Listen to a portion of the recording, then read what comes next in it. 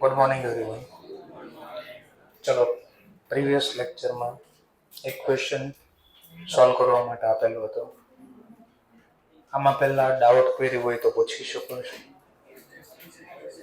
શું છે? Purchase consideration. ચલો, પરચેસ કન્સિડરેશન જેમ કે કીધું છે, કોણ કોને એક્વાયર કરે છે એ રીતે. તો આપણને બેલેન્સ શીટ કીધું છે in book of vendor A limited. તો વેન્ડર એ લિમિટેડ છે, તો પરચેઝર કોણ છે? બી લિમિટેડ. તો અમે ચોખવટ કરી છે કે બી લિમિટેડ પે કરશે 1 લાખ રૂપિયા debenture holder and payment to equity share હોલ્ડરનું અને પ્રેફરન્સ શેર હોલ્ડરનું કેટલું એ કાંઈ કીધેલું નથી. તો આપ્યું નથી, તો એક જ ઓપ્શન બીજું આપણી પાસે. કયો ઓપ્શન? પેમેન્ટ કેટલું હોય તો આપ્યું નથી, ઇન્ટ્રિન્સિક વેલ્યુ નથી આપી, લમસમ અમાઉન્ટ નથી આપી, તો એ નેટ એસેટ વધી. તો નેટ એસેટમાં કોણ કયા ભાવે શું કર્યું એ બધું આપ્યું છે. ફર્નિચર સોલ્ડ કર્યું, બિલ્ડિંગ સોલ્ડ કરી નાખ્યું, પ્લાન્ટ સોલ્ડ કરી નાખ્યા, ડેટરમાંથી રિયલાઇઝ થઈ ગયા, બિલ્સ પેએબલના, ક્રેડિટરના એક અનરેકોર્ડેડ છે. Cash taken by purchasing company. હવે ધ્યાનથી જોજો, ધ્યાનથી બોલવા.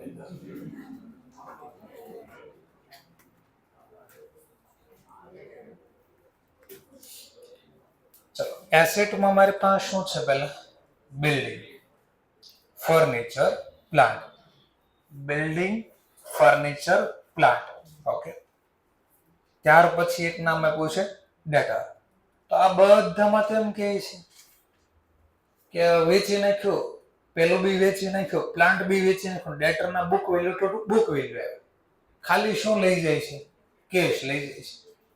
બીજું તો આમાં કોઈ નામ નથી. ચલો, ઓર પાછું એક અનરેકોર્ડેડ કાર છે, એક અનરેકોર્ડેડ લોન છે. એની પહેલા આ બાજુ આવી ડિબેન્ચર છે, ક્રેડિટર છે અને બિલ્સ પેએબલ. આ ત્રણ વસ્તુ છે. તો એમાં બિલ્સ પેએબલ ના ચૂકવી દીધા, ક્રેડિટર ના ચૂકવી દીધા. બી લિમિટેડ પે કરશે, એનો મતલબ બી લિમિટેડ પે ક્યારે કરે? ટેક ઓવર કરે. તો લાયબિલિટીમાં એક ટેક ઓવર નો ટોપિક આપ્યા, બીજું કેશ ટેક ઓવર કરે એનો ટોપિક આપ્યો. ક્વેશ્ચન થાય તો બાકીનો તો બહુ રેર કેસમાં થાય કે ખાલી રોકડા લઈ જાય અને એસેટ લે. આવું બને રિયલ લાઈફમાં પોસિબલ નથી. છતાં બી આવ્યું, આપણે કોઈ ડરવાનું નહીં. તો કેશ ટેક ઓવર. હવે આનું કાંઈ કીધું છે તો મેં તમને કીધું અનરેકોર્ડેડ એસેટ નું શું કરવાનું? જો લઈ જાય તો લખવાનું, અથવા તો પેમેન્ટ સોલ્ડ કરવી તો લખવાનું. બોલે કે ડેટા આપ્યા, સોલ્ડ કર્યા નહીં તો કઈ નહીં, જાઓ. પણ અનરેકોર્ડેડ લોન ને તો ચૂકવવી જ પડે, ખબર છે ને? ચલો, તો આપણે સિમ્પલ ખાલી એક જ ડેટા મારે જોતા નેટ એસેટ ગોતવા માટે. જે એસેટ ટેક ઓવર કરાવી લેવાય, એસેટમાં ખાલી હું ટેક ઓવર કર્યું? કેશ. ચલો, માઇનસ જે લાયબિલિટી ટેક ઓવર કરે, લાયબિલિટીમાં એક જ વસ્તુ ટેક ઓવર કરી, ડિબેન્ચર. તો યાદ કરો, કેશ કેટલા લઈ જાય તો કીધું નથી. કેશ ખાતું બનાવી ગયો, નિયમ યાદ કરો. ચલો, ઓપનિંગ બેલેન્સ કેટલી હતી કેશ? 40,000. ચલો, લઈ દીધી ઓપનિંગ બેલેન્સ. વેચવાથી જે પૈસા આવ્યા લખ્યા કરો. ચલો, વેચવાથી કેટલા પૈસા આવ્યા? ફર્નિચરના 30,000. આ ફર્નિચરના. બિલ્ડિંગના બસ આ લખવાનું સિમ્પલ. પછી પ્લાન્ટના કઈ દીધેલા છે 3,67,500. ડેટરના બી કીધું છે કેટલા આવ્યા? ડેટરના આવ્યા બુક વેલ્યુ જો કેટલી છે તો 32,000. ચલો, નેક્સ્ટ આ બાજુ લાયબિલિટી ના પે કરો. ચલો, લાયબિલિટીમાં કહી દીધું બિલ્સ પેએબલ ના પે કર્યા. કેટલા પે કર્યા? 27,500. ચલો, પછી એક હતા ક્રેડિટર, એના બી કહી દીધા કેટલા ચૂકવા. ક્રેડિટર ના ચૂકવા 37,000. પછી ડિબેન્ચર તો લઈ જાય એટલે મને કારણ કે એને પે કરશે. એક લોન નો ટોપિક, લોન જ છે ને? હા, અનરેકોર્ડેડ લોન. એનું તો હંમેશા ચૂકવવા જ પડે. નો લઈ જાય તો બીજો એક જ ઓપ્શન ચૂકવો. કેટલા હશે? 15 ચૂકવો. અને હવે એક અમલગમીશન નો એક્સપેન્સ. લો, જે વિધાય લઈ જાય. આવું તો શીખવાડું તમને. કદાનો સરવાળે મથા લે જ કરી એટલે 1.85 લઈ ગયા, લો કેશ લઈ ગયા 1.85 માઇનસ ડિબેન્ચર ની વેલ્યુ કેટલા રૂપિયાની છે 85, પણ એ કેટલા ટેક કવર કરીને પે કરવાનું કહે છે 1 લાખ, તો 1 લાખ માં ટેક કવર થયા કે તો માઇનસ 1 લાખ, લો તો નેટ એસેટ કેટલા મળી ગઈ 85, આ પરચેસ કન્સિડરેશન મળી. તો આપણને જે કે લખવાનું, બીજું કઈ ઓપ્શન નથી. તો કીધું ભાઈ કેશ ટેક કવર ખાલી કર્યા તો કેશ ના ડેટા. હા માની લો એમ કીધું હોત તો અનરેકોર્ડેડ કાર હતી એને ટેક કવર કરી તો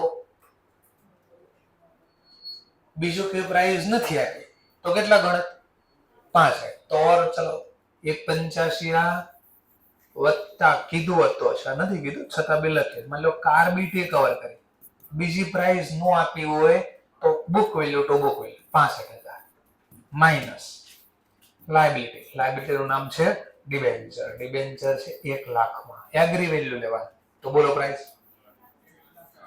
1,50,000, તો વધી જાય. સિમ્પલ મુદ્દો સમજાય છે? ઓકે, જે આપે ભાવે લઈ જવાનું. તો આમાં ખાલી કેશ ટેક કવર કર્યા, તો કેશ નો નિયમ તો હું તમે લખ્યું તો એટલે ક્લિયર કટ લખી દો.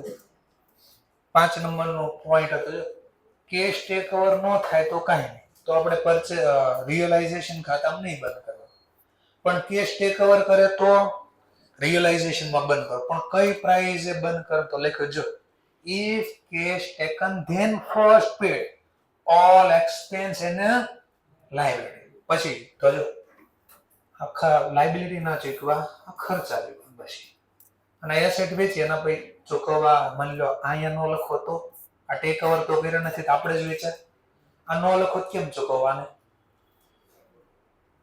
ઓબ્વિયસલી. તો જે એસેટ આમાં એટલું જતા હજી લખી શકો છો, જો કોઈ એસેટ ટેક કવર નો થઈને સોલ્ડ છે ઈ પણ ધ્યાનમાં લેવા, એ તો લખીએ જ છે આપણે ઓલરેડી, જર્નલ પ્રમાણે યાદ છે આપણને. કોઈ એસેટ વેચી તો હું લખી cash account debit to realisation, આ તો કેશ માં અસર અહીંયા આવે છે. લો આવો હતો ત્યાં, બસ એટલા માટે જ આપ્યો હતો દાખલો. એવો રેર કેસમાં આવું કરી નાખે તો ઘણાને થાય કેમ ભાઈ ગણવું હું, તો નિયમ હતા એ પ્રમાણે ગણવાનું છે.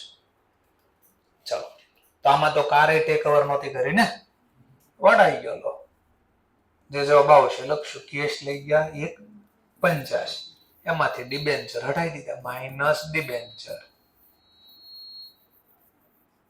લો કેટલા ડિબેન્ચર ગણ્યા 1 લાખ, તો જવાબ આવ્યો આપણો ખાલી 85. કામ પૂરું થઈ ગયું. બાકી બધી તો રિયલાઇઝેશનમાં જે પ્રોસેસ છે એ લખશું. લો માની લો એ પણ એકવાર બનાવી દો, રિયલાઇઝેશન અકાઉન્ટ. ચલો બધી એસેટ ના એક્સેપ્ટ લો તો કેશ અને લોસ, પણ કેશ લઈ જાય પહેલા બધા ચૂકવવાનું પછી લખવાનું, આવું મેં તમને કીધું હતું. ચલો તો પહેલું નામ અને કયા ભાવે બંધ કરવાનું, ચલો building 1 lakh, furniture 25,000, plant 75,000, debtor 35,000. Cash લખવાના છે પણ ઈ વેલ્યુ એ નહીં, 1.85. ચલો ત્યાર પછી એક્યુમ્યુલેટેડ લોસ કયા નહીં. પછી અહીંયા શું શીખ્યા હતા તમે, જે લાયબિલિટી ટેક કવર થઈ બુક વેલ્યુ લખો, તો ડિબેન્ચર ટેક કવર કર્યા છે બુક વેલ્યુ 85. પછી ઓર એક શીખાય, જે લાયબિલિટી ટેક કવર ન થાય એને પેમેન્ટ કરવાનું, અને વધારે કે ઓછું પેમેન્ટ થાય તેનો ડિફરન્સ પ્રોફિટ લોસ નો લખવાનો.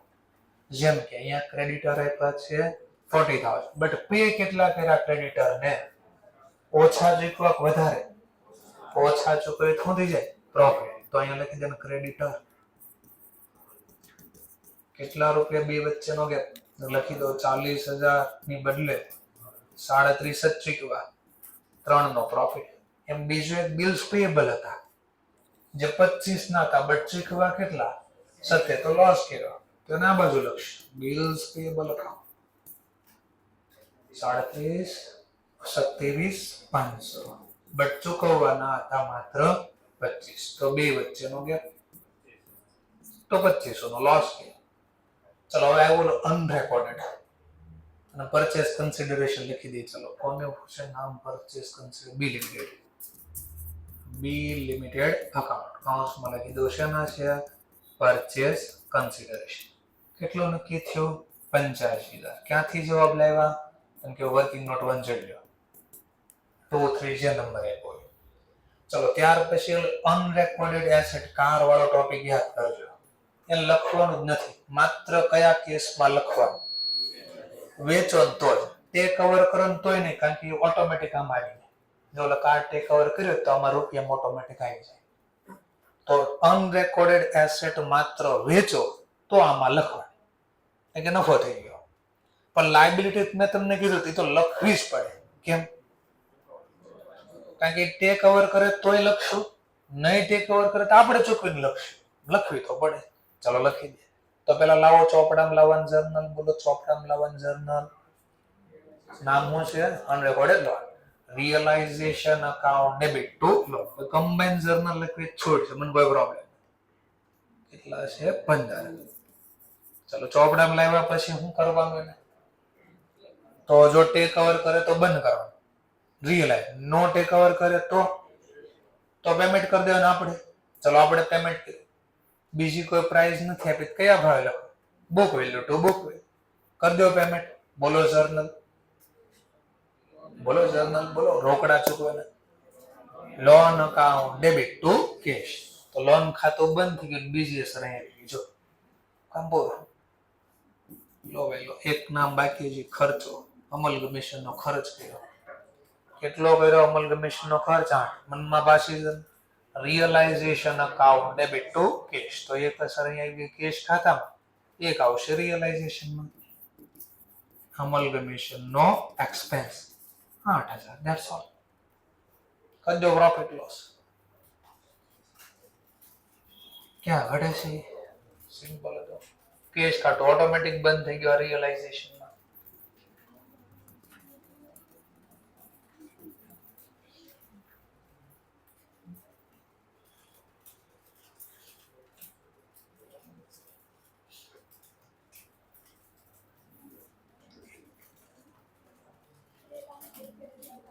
અહીંયા 2,72,500. આ ખાતું ક્યાં બંધ થાય? Equity share holder. કાઉન્સમાં લખી દો શું થયું મને?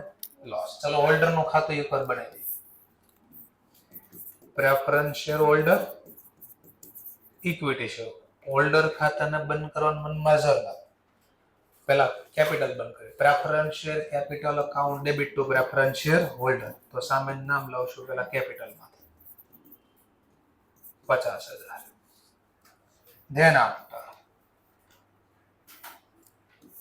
ઇક્વિટી શેર હોલ્ડર ખાતું બનાવશું. Equity share holder account. ચલો પહેલા કેપિટલ ખાતું બંધ કરવાનું છે. Equity share capital account debit to equity share holder. તો ક્રેડિટ સાઈડ લઈ આવો પેલા 1 લાખ. લાખ આવી ગયા. ચલો ધેન આફ્ટર પાસ્ટ નો જે કઈ પ્રોફિટ લોસ છે ને બાંટી ગયો. Accumulated loss. Journal holder account debit to accumulated loss 50. PNL માં પ્રોફિટ છે, ક્રેડિટ બેલેન્સ છે, બંધ કરો. PNL account debit to equity share holder 15,000. ચલો ઓર લોસ છે, ઈ બી બંધ કરો. બંધમાં બોલો જર્નલ લોસ ખાતું બંધ કરવા. તો equity share holder account debit to realisation. શું થયું? હા એ પણ બાટી દે. હા તો લખવાનું જ છે ને. ચલો રિઝર્વ પણ છે, એ પણ બંધ કરી દઈએ. General reserve account debit to equity share holder કેટલા છે? 10,000. ચલો બધું લખાય. હવે પેમેન્ટ આપવાનું છે. જો પેમેન્ટમાં શું આપ્યું એવું કઈ કીધું નથી તો સમજી લેવાનું રોકડની સામે રોકડા તો ન જ આપે. પહેલી વાત અવિચારણ. કેમ? કારણ કે રોકડા લઈ જાય તો ઈ તો પાછા આપવાના. તો લે શા માટે?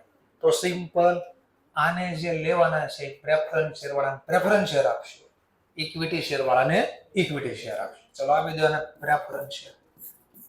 તો કઈ કીધું નથી તો હંમેશા book value to book value ચૂકવવાની. તો preference share in B limited. B limited પોતાના પ્રેફરન્સ શેર આપ્યા. કેટલા દીધા? 50. તો આવ્યા હશે ને પેલા જર્નલ શું પડી હશે ને? જર્નલ શું પડી હશે વિચારો તો. પેમેન્ટ દેવાનું છે ને, તો પેમેન્ટ મળે ત્યારે શું લખશું આપણે? જે મળે. માની લો equity share in B limited, purchase consideration ના મળે, છઠ્ઠી જર્નલ. પ્રેફરન્સ શેર મળશે તો પ્રેફરન્સ શેર લખશે. અને જેને આપ્યા એ બી લિમિટેડ લાભ આપનાર ખાતે કેટલા લેવાના? પરચેસ કન્સિડરેશન નક્કી થયું 85. ચલો 85 માં 50 તો પ્રેફરન્સ શેર ના દીધા, બાકી કેટલા? હા તો 35 તને ભાઈ મળી જાય, લઈ લો. જો કરી દો સરવાળો. બાકીના ગયા. બોલો સરવાળો.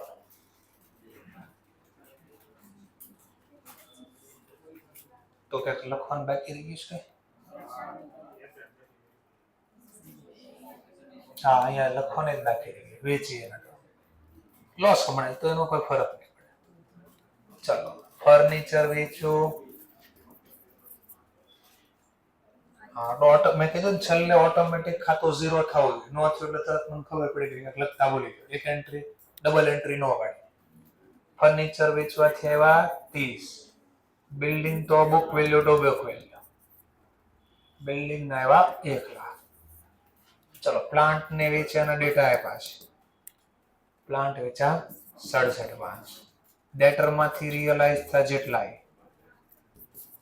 ડેટર માંથી રિયલાઇઝ થયા 35. બીજા તો કોઈ છે તો ઇક્વિટી શેરમાં લોસ કેટલો? 40. 40 જ છે ને? 40 લખી લો ભાઈ. આમાંથી આ બાદ કરો લો. 35 ઘટવા જોઈએ મને એટલે ખબર પડે. કારણ કે આ શેપ આપ્યું એમ દઈ લો લઈ ગયા. હોલ્ડર પૈસા લઈ ગયા. લાભ લેનાર ખાતે ઉધાર. Equity share in B limited account. આટલે તો વારે વારે કે જે માહિતી લખાય બે એન્ટ્રી તો ટીક કરવા. નકર છેલ્લે પછી જો હવે મારે તો સારું હું તો ઇરેઝ કરું. અને તમે ત્યાં જગ્યાએ નો મેકો પાછા ખબર ને એક લાઈન નો મૂકો ભૂલથી. તો આ ક્યાં લખવા જાય પછી? તો હંમેશા અમુક ડેટા મૂકી દેવાના. લાવો દાખલો ગણ્યા. ઓકે તો આ ટ્વિસ્ટ વાળો પોઈન્ટ હતો એ બી સમજાઈ દીધો તમને. હવે આવી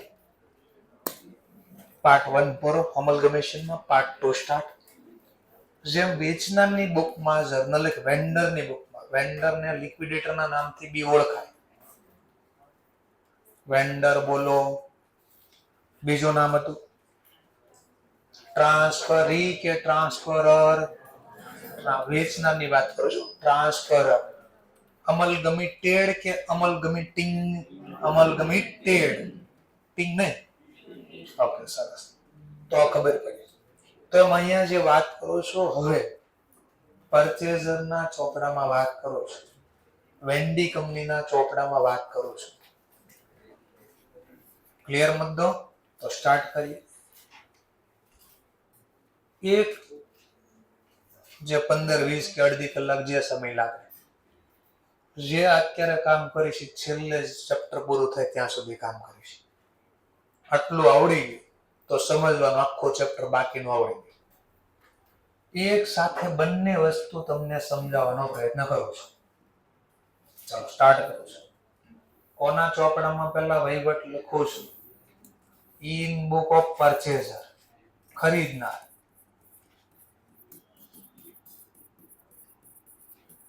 તો પરચેઝરના ચોપડામાં ખરીદી કરી એની જર્નલ લખવાની બે મેથડ, અકાઉન્ટિંગ કરવાની બે મેથડ છે. અકાઉન્ટિંગ જર્નલ લખવાની બે મેથડ છે.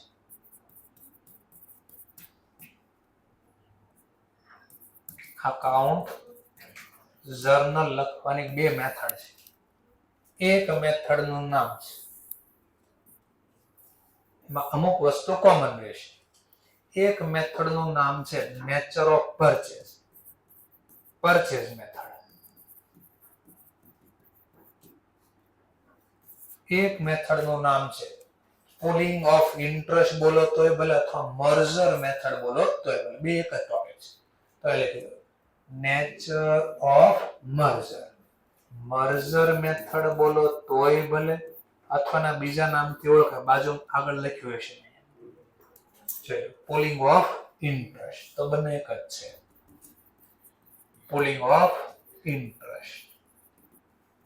તો બે રીત છે લખવાની. કોના ચોપડામાં? પર વેચનારની બુકમાં કોઈ મેથડ હતી, એના ચોપડામાં એક જ મેથડ, અકાઉન્ટ ક્લોઝ કરો. આ મેથડ હોય તોય ભલે, આ મેથડ હોય તોય. 3 જર્નલ બે તો આવશે ને આવશે. 3 જર્નલ લખવાની છે. પછી હવાલા છે તે 1-2 જર્નલ વચ્ચે, મેક્સિમમ 3 જર્નલ વચ્ચે કામ પૂરું થઈ જાય. 3 જર્નલ હશે અને એક્સ્ટ્રા હવાલા છે બીજી 3 જર્નલ વચ્ચે, અધરવાઇઝ પૂરું. લો, પહેલી જર્નલ કોઈ પણ મેથડ હોય સેમ. ખરીદનાર વેચનાર પાસેથી ધંધો ખરીદો, તો ધંધો ખરીદો એટલે લખે. મેં બિઝનેસ ખરીદો તો લખશે બિઝનેસ પરચેઝ કર્યો, તો બિઝનેસ પરચેઝ કરી ધંધામાં વસ્તુ આવે તો ઉધાર. અને જેણે વેચો એ વેન્ડર બોલો, લિક્વિડેટર બોલો. જનરલી શબ્દ લિક્વિડેટર લખ્યો છે. લિક્વિડેટર અકાઉન્ટ, લિક્વિડેટર અકાઉન્ટ ખાતે કાઉન્સમાં લખી દો વેન્ડરની વાત કરે, જેણે આ વસ્તુ મને આપી, લાભ આપનાર ખાતે જમા. જર્નલ બોલો શા માટે ડેબિટ ક્રેડિટ થાય? રૂલ્સ પ્રમાણે. બિઝનેસમાં એસેટ આવે તો ઉધાર, જેણે આપી લાભ આપનાર ખાતે જમા. લો પહેલી છે. કદાચ પરચેઝ મેથડ હોય તો બી જર્નલ આ જ આવશે. બિઝનેસ પરચેઝ એટલે એસેટ ધંધા મારે, વોટ કમ્સ ઇન્ડિયા, જેણે આપી benefit giver account credit. Liquidator account, vendor ટૂંકમાં બેનિફિટ ગીવર અકાઉન્ટ. ચલો સર, આમાં હું લખવાનું? જે ભાવે ધંધો ખરીદો ઈ. અહીં અમાઉન્ટમાં હું લખશું? તો purchase consideration amount. Purchase consideration amount, જે ભાવે ખરીદો ઈ.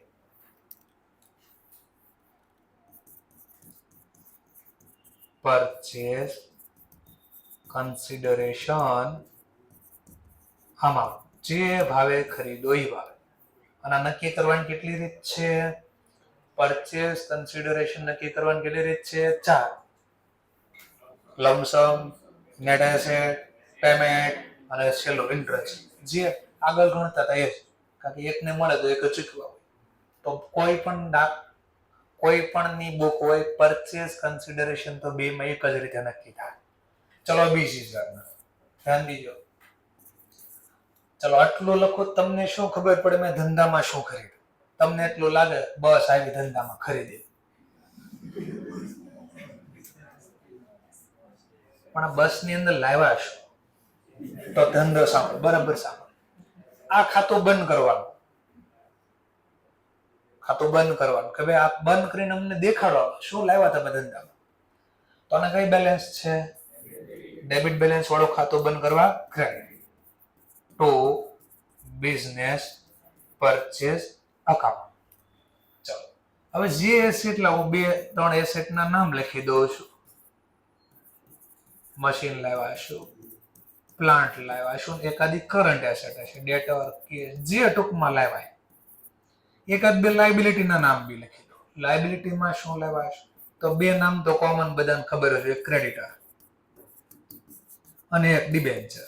પછી લોન હોય જે હોય, એટલે એક શોર્ટ ટર્મ એક લોંગ ટર્મ. ટૂંકમાં આ ખાતું બંધ કર્યું અને એમાં લખાય કે ભાઈ આ ધંધો ખરીદવામાં લાવ્યો છો તો આટલી એસેટ લાવ્યો, આટલી લાયબિલિટી લાવ્યો, આવું લખ્યું. અહીંયા બી સેમ લખાય દો. પછી સ્ટાર વાળા પોઈન્ટ હમણાં એડ કરી દો. ખાલી અમુક પેલા કોમન જે આવે છે લખી દો. આટલું તો લખવાનું જ છે આપણે. આમાં બી સેમ ટુ સેમ. બિઝનેસ બંધ કરો છો તો બિઝનેસ બંધ કરો ખાતું, અને એમાં લાવ્યા શું? તો જે એસેટ જે લાયબિલિટી લાવ્યો એ લખીશ ના.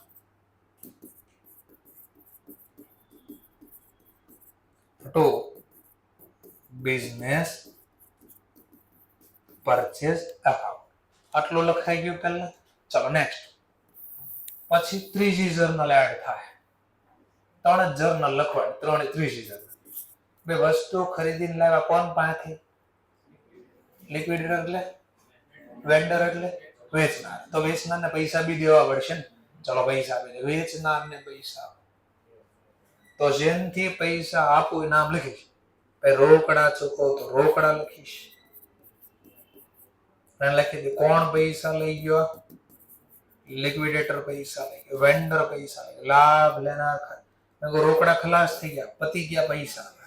તો શેર થયા. તો શેરમાં જે આપો ઇક્વિટી, જો અહીંયા કેપિટલ શબ્દ લખ, કારણ કે હું આપું છું, ઇશ્યુ કરું છું. ત્યાં ઇન્વેસ્ટમેન્ટ લખતા હતા, અહીંયા આપીએ છીએ. પ્રેફરન્સ શેર આપો તો પ્રેફરન્સ શેર. અને માની લો ડિબેન્ચર આપું માલિક તો ડિબેન્ચર. ઓલવેઝ કઈ વેલ્યુ લખાય? Face value. ફેસ વેલ્યુ કરતા ઉપરની પ્રાઇસ કયા નામે આવે?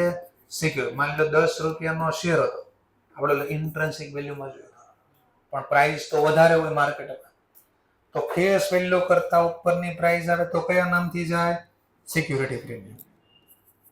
ચલો, તો આટલું થઈ ગયું. અહીંયા બી સેમ તો સેમ. ટૂંકમાં પેલા જે કોમન છે એમાં કોઈ બુદ્ધિ નથી હકાવવાની, ઈ ટોપિક લખો છે. પછી આમાં શું ફરક છે એ સમજશું આપણે. ચલો, તો અહીંયા બી સેમ ટુ સેમ. પેલા લિક્વિડેટર અકાઉન્ટ ડેબિટ. ચલો, પેમેન્ટમાં અહીંયા હંમેશા આમ આવશે. અહીંયા હંમેશા આમ આવશે.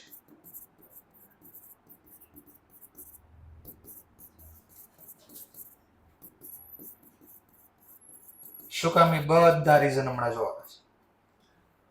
લો, પૂરું થઈ ગયા. 3 જર્નલમાં કામ પૂરું. હવાલા આવશે, એડ કરી આવે. ધ્યાનથી જો મુદ્દો સમજવા માટે હું ટોપિક લખું છું કે માની લો બિઝનેસ મેં પરચેસ કન્સિડરેશન ડિસાઈડ કર્યો 1.5 લાખ રૂપિયા. કેટલા રૂપિયા? 1.5 લાખ. તો અહીંયા મેં 1.5 લાખ લખ્યા ટૂંકમાં. અહીંયા બી બિઝનેસ પરચેસમાં મેં 1.5 લાખ જમા કર્યા. ત્યાર પછી અહીંયા હું લખીશ કે આ બધા 1.5 લાખમાં મને મળ્યું શું, તો એ લખીશ. અહીંયા જે લખીશ, અહીંયા જે લખી, હવે જો સ્ટાર જે છે એ હવે બોલું છું. અહીંયા જે લખીશ ઈ સિલેક્ટેડ એસેટ. એટલે મને જે ગમ્યું હોય ટૂંકમાં સિલેક્ટેડ નો મતલબ ટેક ઓવર કરી. સિલેક્ટેડમાં 62 ટેક ઓવર શબ્દ આપણે કન્ટિન્યુ કરીએ. જે મેં એસેટ ટેક ઓવર કરી હતી અને જે ભાવે ટેક ઓવર કરી, જે ભાવ એટલે એગ્રી વેલ્યુ. એગ્રી વેલ્યુ લખો અથવા માર્કેટ પ્રાઇસ. લાયબિલિટીમાં બી સેમ ટુ છે.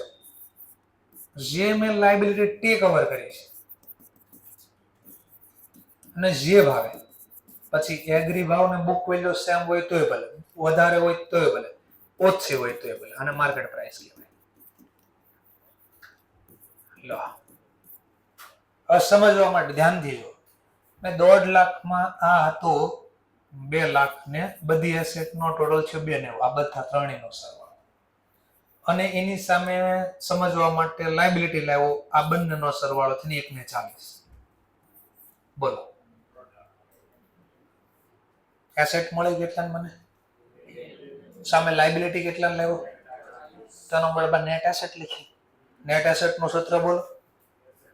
Asset minus outside life. થઈ ગયું ને? આ તો નેટ એસેટ ને મેં સરખાયો કોની સામે? આ બિઝનેસ પરચેસ એટલે પરચેસ કન્સિડરેશન અમાઉન્ટ. હા, સમજાણો થોડો હવે. તો મેં એસેટ 1.5 લાખ, નેટ એસેટ 1.5 લાખમાં ખરીદીને પેમેન્ટ બી કેટલું આપો છો? 150. બોલો, પ્રોફિટ લોસ? નો પ્રોફિટ નો લોસ. એડ કરો ટોપિક. પરંતુ મેં તો કીધું ના, હું તો 190 તમને આપીશ. 190 ના પૈસા મેં ડિસાઈડ કરી દીધા. નેટ એસેટ કેટલા મળે? નેટ એસેટ ખાલી એસેટ ને બોલો. નેટ એસેટ બોલો લેસ કરવો પડે. 1.50, બટ હું પેમેન્ટ કેટલું આપું છું? તો જેટલાની એસેટ મળે એના કરતા વધારે પેમેન્ટ છે. કેટલું વધારે પેમેન્ટ છે? તો નુકસાન કર્યું, નુકસાનના નામે બગડ્યું. આ શેના વધારે? બોલો, એસેટ કરતા વધારે શેના આપો? તો ઓબ્વિયસલી એના નામના પૈસા મેં આપ્યા, તો એને બોલાય ગુડવિલ. તો પહેલો સ્ટાર આવ્યો. ગુડવિલ આવ્યો. ચલો, મેં કહું ના, એમ નહીં, મંદી હાલે છે. એકને 30 આપવો બોલ, નગર જવા દે. એ કે ના પ્રભુ, લેતા જાઓ. તો આપણે એસેટ લઈ લીધી. ચલો, બોલો, સરવાળો બાદ બાકી પાછો પહેલા 1.50, પણ ચૂકવું છું કેટલા? તો માર્કેટમાં મને સસ્તું મળી ગયું, નફો કર્યો.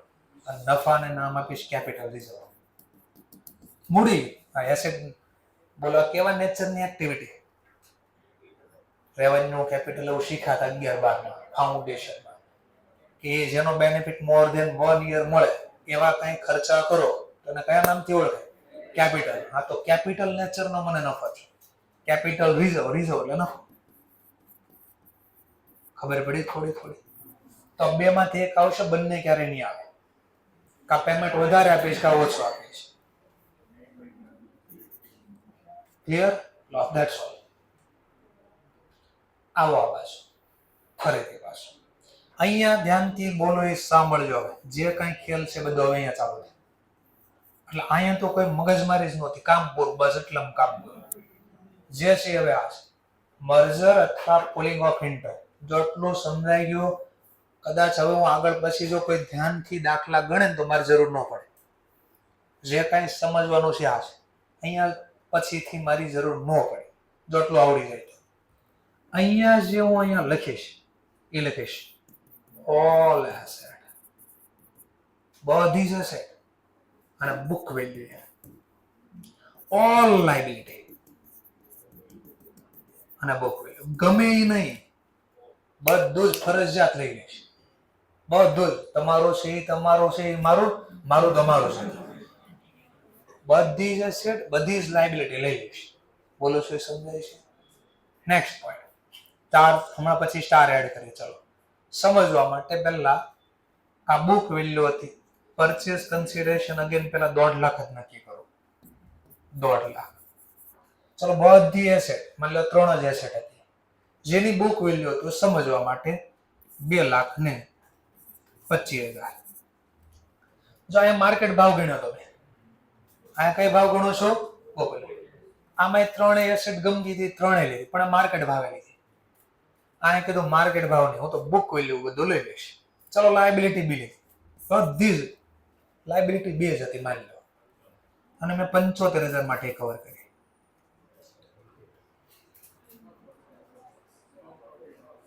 બસ અહીંયા પૂરું નથી થતું, અહીંયાથી ચાલુ થાય છે. અહીંયા વર્ડ્સ મારો જો, ઓલ લાયબિલિટી. ઓલ લાયબિલિટીમાં એક્સેપ્ટ ખાલી માલિક એટલે કોણ? ઇક્વિટી શેર ને પ્રેફરન્સ. એની સિવાયનું બધું લઈ લે. નફો બી લઈ લઈશ. શું લઈ લઈશ? નફો બી લઈ લઈશ. સમજવા માટે જેમ કે આગળના દાખલામાં જો નફામાં નામ હતા, જો આ બે લોસ છે, લોસ બી લઈ. બધું ઓલ એસેટ જે નામ દેખાય બધા જ. લાયબિલિટીમાં જે નામ દેખાય બધા જ. ઇક્વિટી પ્રેફરન્સ નહીં લો ખાલી. હવે જો ટ્વિસ્ટ દેખાય તો અહીંયા દેખાય શું? બધું લાયબિલિટી લઈ લે એમ કીધું. આને નહીં લો એવું કીધું ને. જોશો તો એને બી લઈ લીધા, એને બી લઈ લીધા. જો કઈ ફરક દેખાય ને તો દેખાય ફરક. પેમેન્ટ શેનથી આપ્યો? મેં પેમેન્ટ આપું શેનથી આપ્યું? શેર આપું તો હું બની કોના માલિક? મારી કંપનીમાં. ટૂંકમાં એ હતો એ મારામાં જ પાછો હોય. એસેટ આવી ગઈ, ઓલ એસેટ આવી ગઈ, ઓલ લાયબિલિટી બી આવી. પેમેન્ટ એટલા થઈ ગયું. આમાં જો મજા આવે નથી આપો પેમેન્ટ, કારણ કે આમાં મને ગમતું તો જ લેવું, આમાં હવે ચોઈસ નહોતી. તો બધી એસેટ લઈને બધી ઇન્ક્લુડિંગ માલિક, પણ માલિક અહીંયા સેટઅપ થાય. ઓકે, ચલો નેક્સ્ટ પોઈન્ટ. હવે આ લઈ લેવાનું છે, આ બી લેવાનું છે, પણ કેટલા લખવા? આ સ્ટાર છે. રિઝર્વ અહીંયા રિઝર્વ લખવાનું, જે રિઝર્વમાં નામ આવે. કોનું રિઝર્વ? Vendor company. આમાં રિઝર્વને હાથ નથી લગાવવાનો. રિઝર્વને મળવો એમ ચોટ લાગશે, કરંટ લાગશે, આમાં થાય. અહીંયા કામ નથી કરવાનું, કારણ કે આપણને ગમતું તો એટલું જ લાવવાનું છે. ચલો, આમાં બધું જ લઈ લેવાનું છે, ઇન્ક્લુડિંગ રિઝર્વ. કોનું? વેન્ડર. પણ સ્ટાર કેટલા લખવા એનો સ્ટાર, અને ટેસ્ટ કરવાની. બધા લખો, ઓછા લખો, ન લખો. ચલો સમજવા માટે, જેમ કે મેં પરચેસ કન્સિડરેશન કેટલું શીખવું, તો આ પહેલી ટેસ્ટ કરો છો. પહેલા લખો પરચેસ કન્સિડરેશન અમાઉન્ટ 1,50,000. એમાંથી માઇનસ કરીશ પેઇડ અપ કેપિટલ. સમજવા માટે paid up capital. Paid up capital કોનું? વેન્ડર કંપનીનું. કે વેન્ડર કંપની, આનો મતલબ શું લખો એ જો પહેલા વિચારો, ગોખવા નથી. ધંધો કોણ પાંચ ખરીદો, તો વેન્ડર કંપનીને મારે પેમેન્ટ આપવું પડે ને.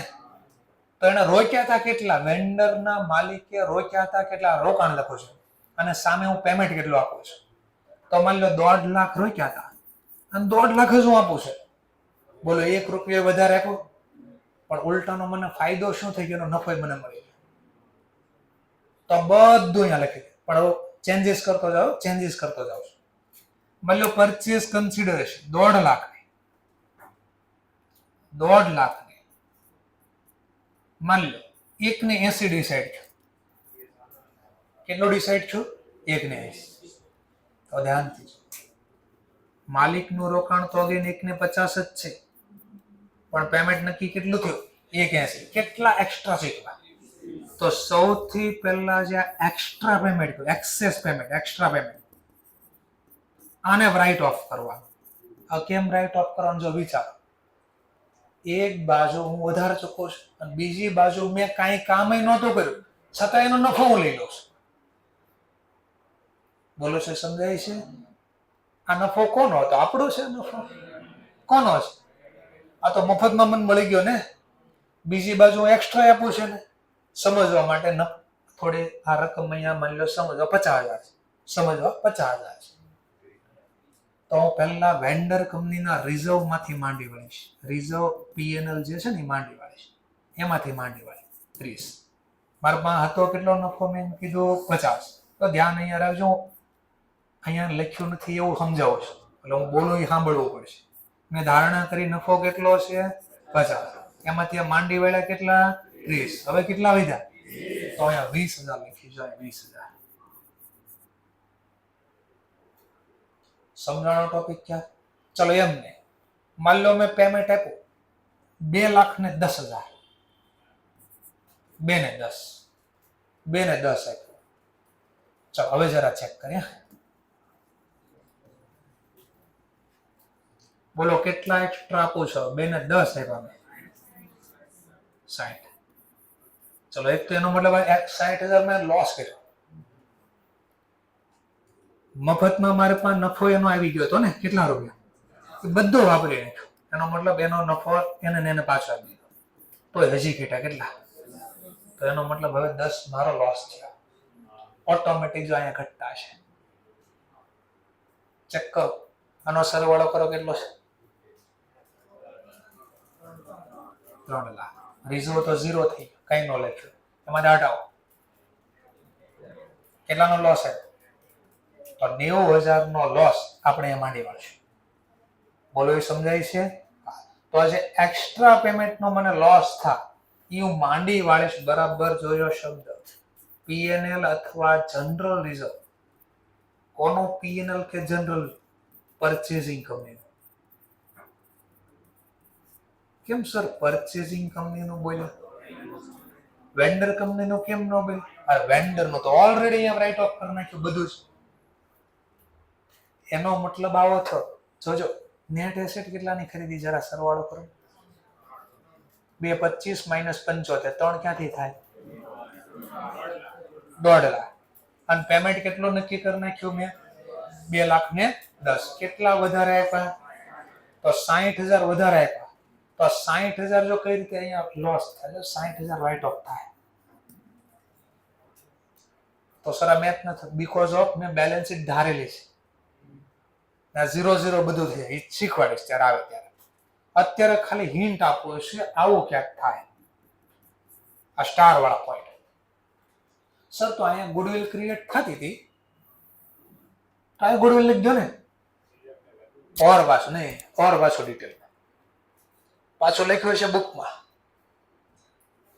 કે માની લો તમે જે એક્સ્ટ્રા પેમેન્ટ કર્યું, જો એના ગુડવિલ લખીએ, જેમ કે અહીંયા મેં લખી છે, આ લખી છે વધારે પેમેન્ટ આપ્યું, આ ગુડવિલ નું હું તો શીખશો તમે S26.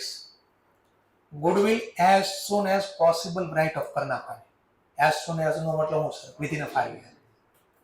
કેટલા?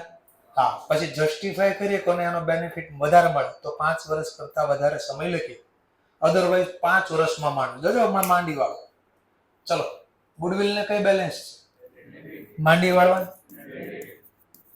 ક્યાં માંડી વાળે? 11-12 થી માંડી વાળો, પાઘડી ને માંડી વાળો, ક્યાં માંડી વાળો? હા, તો 5 વર્ષ આવી જર્નલ લખો, આ ઉધાર હજમાં વધ્યું હું? વધ્યું શું? ગુડવિલ ઉધાર, ગુડવિલ જમા, વધ્યું હું? આ તો એક તો લખો છું, આ રૂટ કરી દીધું આને. આ ક્યાં ગાયબ થઈ ગયું સમજાયું કે આ પેલા લખાવું છે, પછી દર વર્ષે માંડી વાળ છે કે એવું કરવું છું કે આજ જ પૂરું કરી દઉં, કામ પૂરું. સમજાઈ ગયો મુદ્દો? ચલો, ઓર ડિટેલમાં ત્રીજો પોઈન્ટ લઈ લઈએ. ફરીથી નેટ એસેટ કેટલાની થઈ? કેટલા? સમજવા માટે મેં પરચેસ કન્સિડરેશન આપ્યું 60,000, માત્ર 60,000. 60.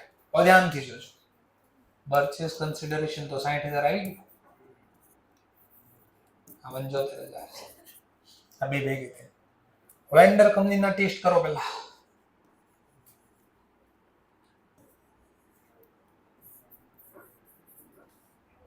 અરે 60 આપ્યું ને, ચલો, એનો મતલબ ₹1 વધારો નો આપ્યો અને ઉલટાનો આ રિઝર્વ બધું ના, આમાં એક્સ્ટ્રા પેમેન્ટ જ નથી આપ્યું ભાઈ, ઓછું આપ્યું, ઉલટો લેસ પેમેન્ટ કર્યું, લેસ પેમેન્ટ કર્યું, સસ્તો ધંધો મળી ગયો.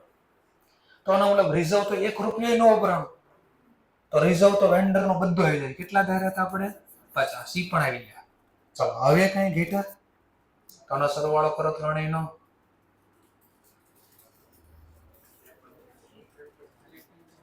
અને આ કેટલા છે? 225. ઓર સસ્તો મળ્યો, આ તો 40,000. ટોટલ કેટલા ઘટતા હતા? ટોટલ નેટ એસેટ બોલો પેલા. નેટ એસેટ એમાં મેં ખરીદી કેટલાની કરી? માત્ર 60. કેટલા ઓછા? આ 90 માંથી મેં નફો લખ્યો. એક તો નફો મને આ જનરલ રિઝર્વ એનો મળી ગયો 50. ઈ નફો એ લખ્યા પછી ઓર હજી સસ્તો છે, તો કેપિટલ નેચરની એક્ટિવિટી કહેવાય, તો કેપિટલ રિઝર્વ કહેવાય. બસ આનથી બારો નો આવે. તો આનો મતલબ આ 3 સ્ટાર આવ્યા કે આ રિઝર્વ કેટલું લખવું ને એનો ટેસ્ટ કરવાનું થાય. જો વધારે ચૂકવો તો પહેલા વેન્ડર કંપનીના નફામાંથી વાપરવા. જો એમાં 0 થઈ, એમાં વધે તો અહીંયા લખવાનું. જો ઘટે તો ખરીદનારના ચોપડામાંથી માંડી વાળવા. અને ઓછું પેમેન્ટ કરશો તો કઈ વપરાશે જ નહીં. એ બધું અહીંયા પૂરેપૂરું લખીશ, અને એ લખ્યા પછી પણ હજી ઓર સસ્તો ધંધો છે તો કેપિટલ રિઝર્વ ના નામે ચાલશે. સમજાઈ ગયો મુદ્દો? બસ આવું ક્યાંક આવશે. હજી કઈ બાકી હોય તો સર કહી દો, હાર મને ખબર પડી. ચલો, એક વાર બાકી કહી દો. હારે ઓલ લાયબિલિટી કીધું ને, ઓલ લાયબિલિટી માં એક આવશે સ્ટેચ્યુટરી રિક્વાયરમેન્ટ. કેવું? સ્ટેચ્યુટરી એટલે કાયદાકીય રીતે તમારે રાખવું જ પડતું હોય. જેમ કે હું કહું export profit reserve. Export profit reserve એનો મતલબ તમને જ્યારે વસ્તુ ફોરેન માંથી ખરીદો ને તો પેમેન્ટ શેમાં કરવાનું હોય તમારે? તો ડોલર આપણે આરબીઆઈ છાપતી હશે ને, તો આરબીઆઈ માં ડોલર ક્યાંથી આવશે? ને આવશે ક્યાંથી? માની લો મેં વિદેશથી વસ્તુ ખરીદી, અમારે એને પેમેન્ટ દેવાનું. માની લો યુએસ માંથી મેં ખરીદી કરી મિસ્ટર ઝેડ પાસે, હવે મારે પેમેન્ટ આપવાનું ડોલરમાં. ડોલર તો મારા પાસે છે ને, હું ક્યાં જઈશ? આરબીઆઈ પાસે. આરબીઆઈ ઘરના છાપે છે, તો આરબીઆઈ પાસે ક્યાંથી આવશે? તો કોઈ વ્યક્તિએ એક્સપોર્ટ કરવું પડે, ફોરેનમાં વેચવો પડ્યો છે. તો ગવર્મેન્ટ મને કે ભાઈ તું બહારથી લાવતો છો તો સામે તારે મને એટલા કમાઈને આપવા પડશે, પહેલા તારે બી એક્સપોર્ટ કરવું પડશે. ડેફિસિટ તો માની લો મારા ઉપર ટર્મ્સ કન્ડિશન નાખી દીધી કે આટલા રૂપિયા તારે એક્સપોર્ટ કરવું જ પડે, મેન્ટેન કરવું જ પડશે. તો જેટલા રૂપિયા મને નફો થાય ને એટલા રૂપિયા હું પેલા એક્સપોર્ટ રિઝર્વ નામે અલગ કરતો જાઉં નફામાંથી. એ મારે મેન્ટેન કરવા પડશે. શું કરવું પડે? મેન્ટેન. મને કે 4 વર્ષ 5 વર્ષ પછી તું આ છૂટા પૈસા આટલાનો એક્સપોર્ટ કરી દે, પછી આ નફો થાય ત્યાં સુધી મેન્ટેન કરે. તો કમ્પલસરી રિઝર્વ હતી. એ સ્ટેચ્યુટરી રિઝર્વ મારે અહીંયા લખવો જ પડે. કેમ? ઓનલાઈન.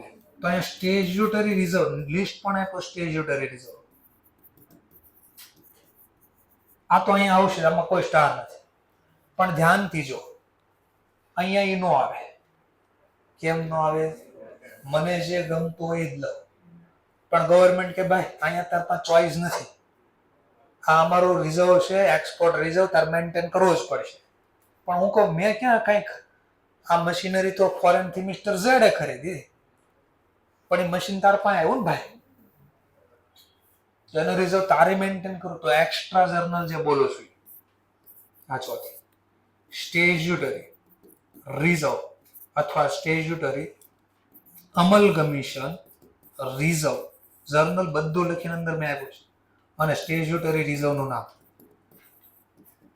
અથવા આખું લખી દો, કામ કરો.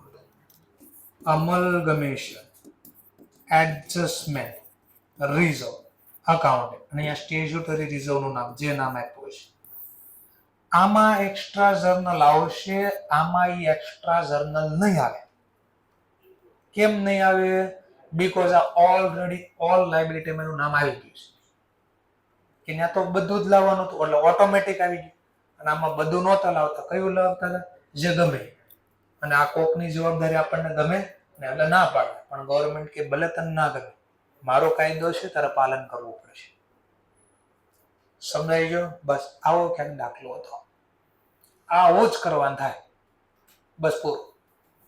That's all. 2 હવાલા છે, એ ઓલરેડી આવડે છે, પણ આવે ત્યારે ભાષા સમજાવીશ. ફરીથી સર ક્યાંક વ્યવસ્થિત બોલી ગયો તો ખબર પડે. એક્ઝામમાં કઈ મેથડ ક્યારે વાપરવી કેમ ખબર પડશે? નહીં આપ્યું જ નહીં હોય, કોઈ દી ને ભૂલથી નહીં આપ્યું હોય, કે આપ્યું જ હશે, ભૂલથી નહીં આપ્યું હોય, એ પણ ખબર પડે કે કેટલી જગ્યાએથી અવાજ આવે. બરાબર? કોઈ દિવસ નહીં. તો સર મને કેમ ખબર હવે કઈ મેથડ ફોલો કરવી? 5 કન્ડિશન ફૂલફિલ થાય. 5 કન્ડિશન, 5 કન્ડિશન ફૂલફિલ થાય તો મર્જર મેથડ. અને 5 માંથી એક બી કન્ડિશન સેટિસ્ફાઈડ ન થાય તો પરચેઝ મેથડ. સર કઈ જોજો હમણાં દેખા 5 કન્ડિશન જ દેખાડી દી. તો બેલ 5 કન્ડિશન માં all asset should be transfer. આઈ રહી ઓલ એસેટ, ઓલ લાયબિલિટી આવી ગઈ પહેલી કન્ડિશન. બીજું, જે એસેટ લાયબિલિટી ટ્રાન્સફર કરજો બુક વેલ્યુ ટ્રાન્સફર કરજો, બીજી કન્ડિશન. તો ફૂલફિલ થઈ ગઈ. All asset all liability transfer પહેલી કન્ડિશન. જે ટ્રાન્સફર કર્યો કયા ભાવે ટ્રાન્સફર પડી? Book value to book. 2 condition પડી. ત્રીજો, પેમેન્ટ ઓલવેઝ શેર થી કરવાનું. પેમેન્ટ ઓલવેઝ શેર થી કરવાનું, ત્રીજી કન્ડિશન. ચોથી કન્ડિશન, વેન્ડરે આ બિઝનેસ ખરીદનારને વેચો, પછી ખરીદનારનો પર્પઝ હોવો જોઈએ આ બિઝનેસ ચાલુ રાખવાનો, બંધ કરવાનો ખરીદતા આપણે. તો ઓબ્વિયસલી તો બધાને ખબર ખરીદો ધંધો હું ખબર ચાલુ રાખવા, બંધ રાખવા થોડી હોય. ચલો ચોથી અને 5મી કન્ડિશન. ચલો હમણાં ત્રીજી કન્ડિશન કીધી હતી ને એનું કારણ હતું. પેમેન્ટ શેનથી કરવાનું કીધું? શેરથી. શું કામ એવું કીધું? 5મી કન્ડિશન ના કારણે. વેન્ડર કંપનીના જેટલા શેર હોલ્ડર હતા, ઇક્વિટી શેર હોલ્ડર, એ પણ આપણી કંપનીમાં 90% હોલ્ડર બનવા પડે. એનો મતલબ વેચનાર કંપનીના જે માલિક હતા એ કંપનીના માલિક આપણામાં હોવા જોઈએ. કેટલા? 90%. સમજવા માટે માન લો ઇક્વિટી શેર કેટલાના છે? તો 90%. 90,000 આપણી કંપનીમાં એ માલિક હોવા જોઈએ. અને માલિક તો જ બને, આપણે રોકડા આપી તો. હા, એટલે દેખાણું પહેલું નામ આ લખ્યું છે. ઓટો તો સર આ બીજામાં કેમ લખે? 10% વધ્યા ને, તો 10% મને ચોઈસ છે. તમારી પાંચમી કન્ડિશન 90% હોલ્ડર બનવા જોઈએ, તો 90% શેર આપતા, બાકીના 10% મારે જેનથી આપવા એનથી આપો. પ્રેફરન્સ શેર આપો, કેશ આપો, ડિવેન્ચર આપો, મારી મરજી. પછી સમજાઈ ગયું? તો 5 કન્ડિશન બી લખી નાખી છે. લો, પોઈન્ટ શુડ બી રિમેમ્બર. આ હવાલા હતા, એમાં એક હવાલો જાય સ્ટેચ્યુટરી રિઝર્વ. આ આવડે છે નહીં, આ આવડે છે, આ બે શીખવાડવાના છે. કેમ લખવું એ તમને શીખવાડીશ ને. અમલગમીશનનો ખર્ચો થાય કયા નામથી લખો, મારે કહી દો ને સર, મારા માથા ખોટે નહીં, ખાલી બોલી દઈએ ચલો.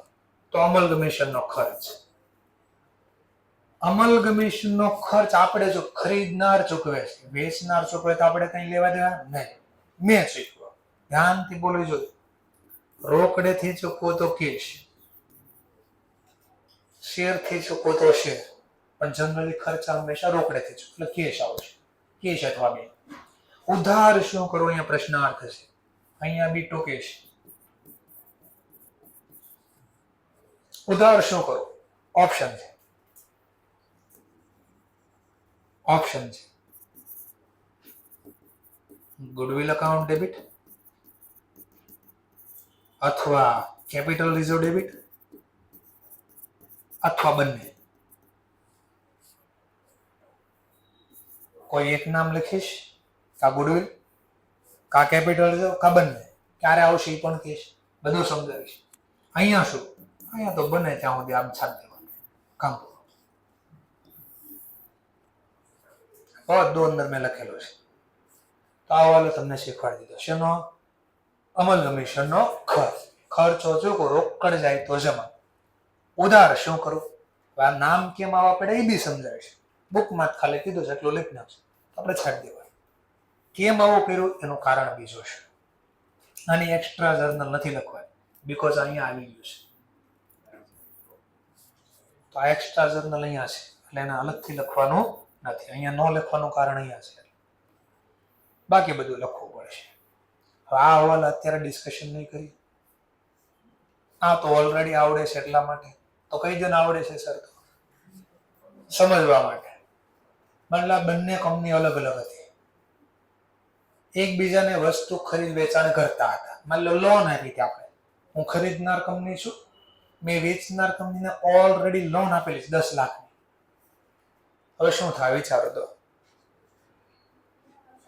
પેલા બે કંપની અલગ હતી, હવે કંપની મેં ખરીદી તો લોન એ મારા ચોપડામાં આવશે ને. તો ધ્યાનથી જોઈએ, એના ચોપડા, વેચનારના ચોપડામાં લીધેલી લોન ક્યાં દેખાય? વેન્ડર કંપનીના ચોપડામાં લીધેલી લોન ક્યાં દેખાય? Liability. Loan from purchasing company અહીંયા દેખાય, સમજવા માટે. તો ખરીદનાર કંપનીએ લોન આપેલી હોય, લોન આપેલી હોય ખરીદનાર કંપની, તો પરચેસિંગ કંપનીમાં ક્યાં દેખાય? આપેલી loan. Loan given to vendor.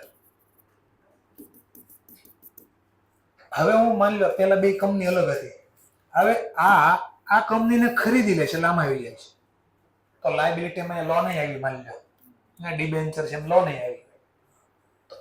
પછી જ્યારે હું વર્ષના અંતે બનાવું, લેઝર પોસ્ટિંગ કરું, તો હવે આ જ લાયબિલિટી અહીંયા આવી જશે ને, ભેગો છેલ્લે ભેગો થઈ જાય. માની લો ખરીદા પછી તો બેલેન્સ જર્નલનું પોસ્ટિંગ થયું છે, આ ડિબેન્ચર છે, લોન છે, સમજો. તો મારા ચોપડામાં આવી ગઈ પાછી હાલો વેન્ડરની લોન અહીં આવી ગઈ. લોન ફ્રોમ પરચેસિંગ કંપની, અને અહીંયા નામ આવી ગયો લોન ગિવન ટુ વેન્ડર. હવે વેન્ડર કંપનીને આપ્યું તો વેન્ડર કંપની તો અહીંયા આવી ગઈ. તો બોલો આવું કોઈ દી લે? મારે જ લેવાના ને મારે જ દેવાના.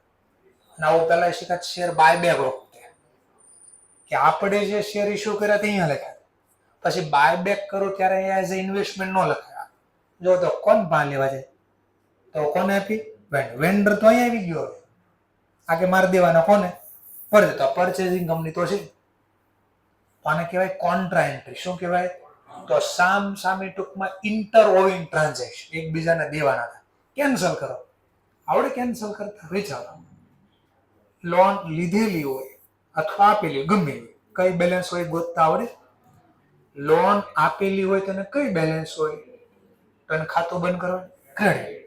અને લોન જે લીધેલી હોય ને કઈ બેલેન્સ હોય? ક્રેડિટ. ખાતું બંધ કરવા લો. Contra entry.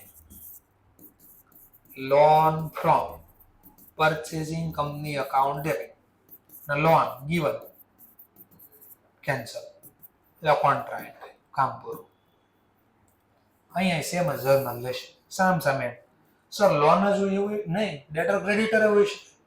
પેલા એકબીજાને વસ્તુ વેચતા હતા ઉધારમાં, તો જેને વસ્તુ વેચી હોય ઉધાર, એના ચોપડામાં કયા નામથી બોલે? જે વસ્તુ ઉધાર વેચે કોઈને અને હજી પૈસા ન મળે કયા નામથી બોલે? ડેટર. ડેટર બની ગયા. અને જે ઉધાર ખરીદી કરે ને જે પેમેન્ટ ન આપ્યું તો કયા નામથી ઓળખાય? ક્રેડિટર. તો આ જ નામ થઈ ગયા પાછા. તો જે પૈસા લેવા દેવાના જે નામથી આપાય કેન્સલ કરવાનું. તો માની લો લોન લીધેલી હોય તોય ભલે, ડેટર ક્રેડિટર હોય તોય ભલે. લોન લીધેલી લોનને ડેબિટ બેલેન્સ હોય, કેન્સલ કરવા ક્રેડિટ. આપેલી લોનને ડેબિટ બેલેન્સ હોય, કેન્સલ કરવા ક્રેડિટ. એટલે હવાલો હતો. બસ આ એક હવાલો મારે અત્યારે હું નહીં સમજાવી શકું, કારણ કે મારે આખો ટોપિક પહેલા ડિસ્કશન કરવો. એટલે આ ચેપ્ટરનો રિવ્યુ આપી દીધો આખો. આવું કામ કરવાનું છે અને હું બોલ્યા કરીશ નકરું, અને આ રિપીટ થયા કરીશ. ચલો ઓલી 5 કન્ડિશન પહેલા વાંચી લઈએ. કઈ મેથડ ક્યારે વપરાય છે? તો પહેલા કે 2 મેથડ છે. એકનું નામ શું છે? એકનું નામ અકાઉન્ટિંગ લખવા માટે આ મેથડ. મર્જર નું બીજું નામ MCQ માં આવતો ટોપિક છે કે merger method also known as તો કહેવાય pooling of interest. ચલો when and which, ક્યારે અને કઈ મેથડ યુઝ કરવી કેમ ખબર પડશે? તો કીધું all 5 કન્ડિશન ફૂલફિલ થાય છે. એક બી ફૂલફિલ ન થાય તો કીધું if following 5 criteria fulfill then it is known as a merger. અહીંયા એડ કરી દો શબ્દ if following all 5, એક ને all આગળ શબ્દ લગાડો. નીચે જો કે ખબર પડી જ જાય, પણ ઉપર લખી દો ને 5 ની આગળ all 5 કન્ડિશન. છેલ્લે આ જ કામ લાગશે. સ્ટુડન્ટની બુકમાં ભેગું નહીં થાય. ટ્રાય કરવી કરી જોજો. અડધો આમ ક્યાંક રમતો હશે, અડધો આમ ક્યાંક રમતો હશે. ચલો વેન્ડર ઓલ એસેટ ને લાયબિલિટી શું કરવો જોઈએ? ટ્રાન્સફર જોઈએ. કયા ભાવે ટ્રાન્સફર કરવો જોઈએ? Book value. જો બુક વેલ્યુ આવી ગઈ કન્ડિશન. ચલો બીજું શું કીધું હતું? પરચેસ કન્સિડરેશન માત્ર શેનથી પેમેન્ટ કરજો? શેર. જો આવ્યો શેર થી પેમેન્ટ કર્યું. આવ્યો પહેલું જ નામ. ખરીદા પછી ધંધો ચાલુ રાખવાનો પર્પઝ હોવો જોઈએ. વેન્ડર કંપનીનો જે ધંધો ખરીદો ખરીદનાર એ બિઝનેસ ચાલુ રહેવો જોઈએ. અને પેમેન્ટ કેમથી કરવાનું કીધું હતું? શું કામ કીધું હતું? એનું કારણ 90% હોલ્ડિંગ ઓફ ઇક્વિટી છે ફેસ વેલ્યુ પ્રમાણે પરચેઝિંગ કંપનીના બનવા જોઈએ. અને ક્યારે બને? પેમેન્ટ માત્ર શેનથી કરવું? શેર. અને જે હંમેશા જેની પાસે શેર હોય ઓલરેડી માલિક કહેવાય, તો એને કંપનીના માલિક ઓટોમેટિક આપણા માલિક બની જશે આ પેમેન્ટ કરવા. હા, બાકીના 10% પેમેન્ટ જેનથી કરો એનથી છૂટ. 100% કરો તોય વાંધો નથી, પણ મિનિમમ 90% તો હોલ્ડિંગ તમારું પરચેઝિંગ કંપનીમાં બનવો જોઈએ.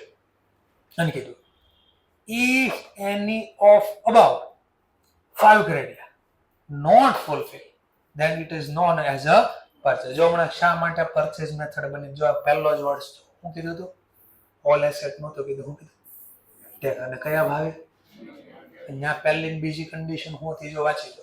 બધી જ એસેટ અને કયા ભાવે? બધી નોતી લખી શબ્દ તો ટેક ઓવર અને એગ્રીગેટ. ક્લિયર મુદ્દો? તો આજે તમને આ થિયરી સમજાવું લખી કે આ થિયરી શું કહે છે, કઈ મેથડ ક્યારે વાપરવી. ચલો તો તમને પરચેસ કન્સિડરેશન ગોતવાની પાછી રીત હતી, પાછી યાદ કરાવી દીધી. જનરલી કેટલી રીત છે? 4. પણ હંમેશા તમારે આ 2 રીત આવશે. પહેલી 2 રીત બહુ રેર કેસમાં. વિચારો કેમ એવું? તો પેમેન્ટ મેથડ આપે, લમસમ આપે તો ગોતવાનું ન આવે. ઇન્ટ્રિન્સિક વેલ્યુમાં ઇન્ટ્રિન્સિક આપી દીધી હોય તો ઓપ્શન બહુ ઓછો વધે, અને આમાં લખવામાં ક્યારેક મિસ્ટેક કરાય. એટલે મેં જનરલી કીધું 2 મેથડ છે, 4. ચલો, નેટ પેમેન્ટ મેથડમાં શું હોય? ખરીદનાર કંપની વેન્ડર કંપનીના જે ઇક્વિટી શેર પ્રેફરન્સ શેર હોલ્ડરને પેમેન્ટ માત્ર એને ધ્યાનમાં લેવા. આવું પહેલા શીખ્યા. બટ નેટ એસેટમાં જે એસેટ તે કવર કરો એ ટોટલ બધી એસેટ કયા ભાવે? એગ્રી. આ જર્નલની વાત નથી કરતો, આ પરચેસ કન્સિડરેશન ગોતવાની વાત કરું છું. અહીંયા ભૂલથી નહીં કહેતા ઓલ એસેટ ને બુક વેલ્યુ, તો એ બધું મેં આમાં લખ્યું જ છે. અકાઉન્ટ્સમાં બધું લખીને જ આપ્યું છે કે નેટ એસેટ મેથડમાં કેમ મળે? તો ટોટલ એસેટ માઇનસ હવે પાછા હટવાય તો મેં અકાઉન્ટ્સમાં લખી દેવાનો મતલબ એસેટ ને liability should be consider take over, અને કયા ભાવે? અહીંયા બધાનો મતલબ આ કહેતા કે જે તમે એસેટ ટેક ઓવર કરી ટોટલ બધી એસેટ લખજો, ઇન્ક્લુડિંગ ગુડવિલ જો ટેક ઓવર થઈ હોય તો એ લખજો, માઇનસ કરી દેજો શું? Outside liability. આઉટસાઇડ લાયબિલિટીમાં કોણ આવે?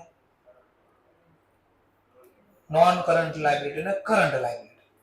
બીજી રીતે કહો તો સિમ્પલ, માલિક સિવાયના. કયા ભાવે લેવાનો? એગ્રી. તે શું મળી જાય તમને? Net asset. પછી એને હરખાવાનું. ચલો, એ પાછું એનું લખીને કે નેટ એસેટ મેથડમાં આમ મળે, પરચેસ કન્સિડરેશનમાં ગમે, અને પરચેસ કન્સિડરેશન એટલે પેમેન્ટ મેથડ હોય. અકાઉન્ટ્સમાં લખો ને પેમેન્ટ મેથડ ની, આ purchase consideration as per payment method. અકાઉન્ટ્સમાં લખો ને થોડીક સુધારી દો.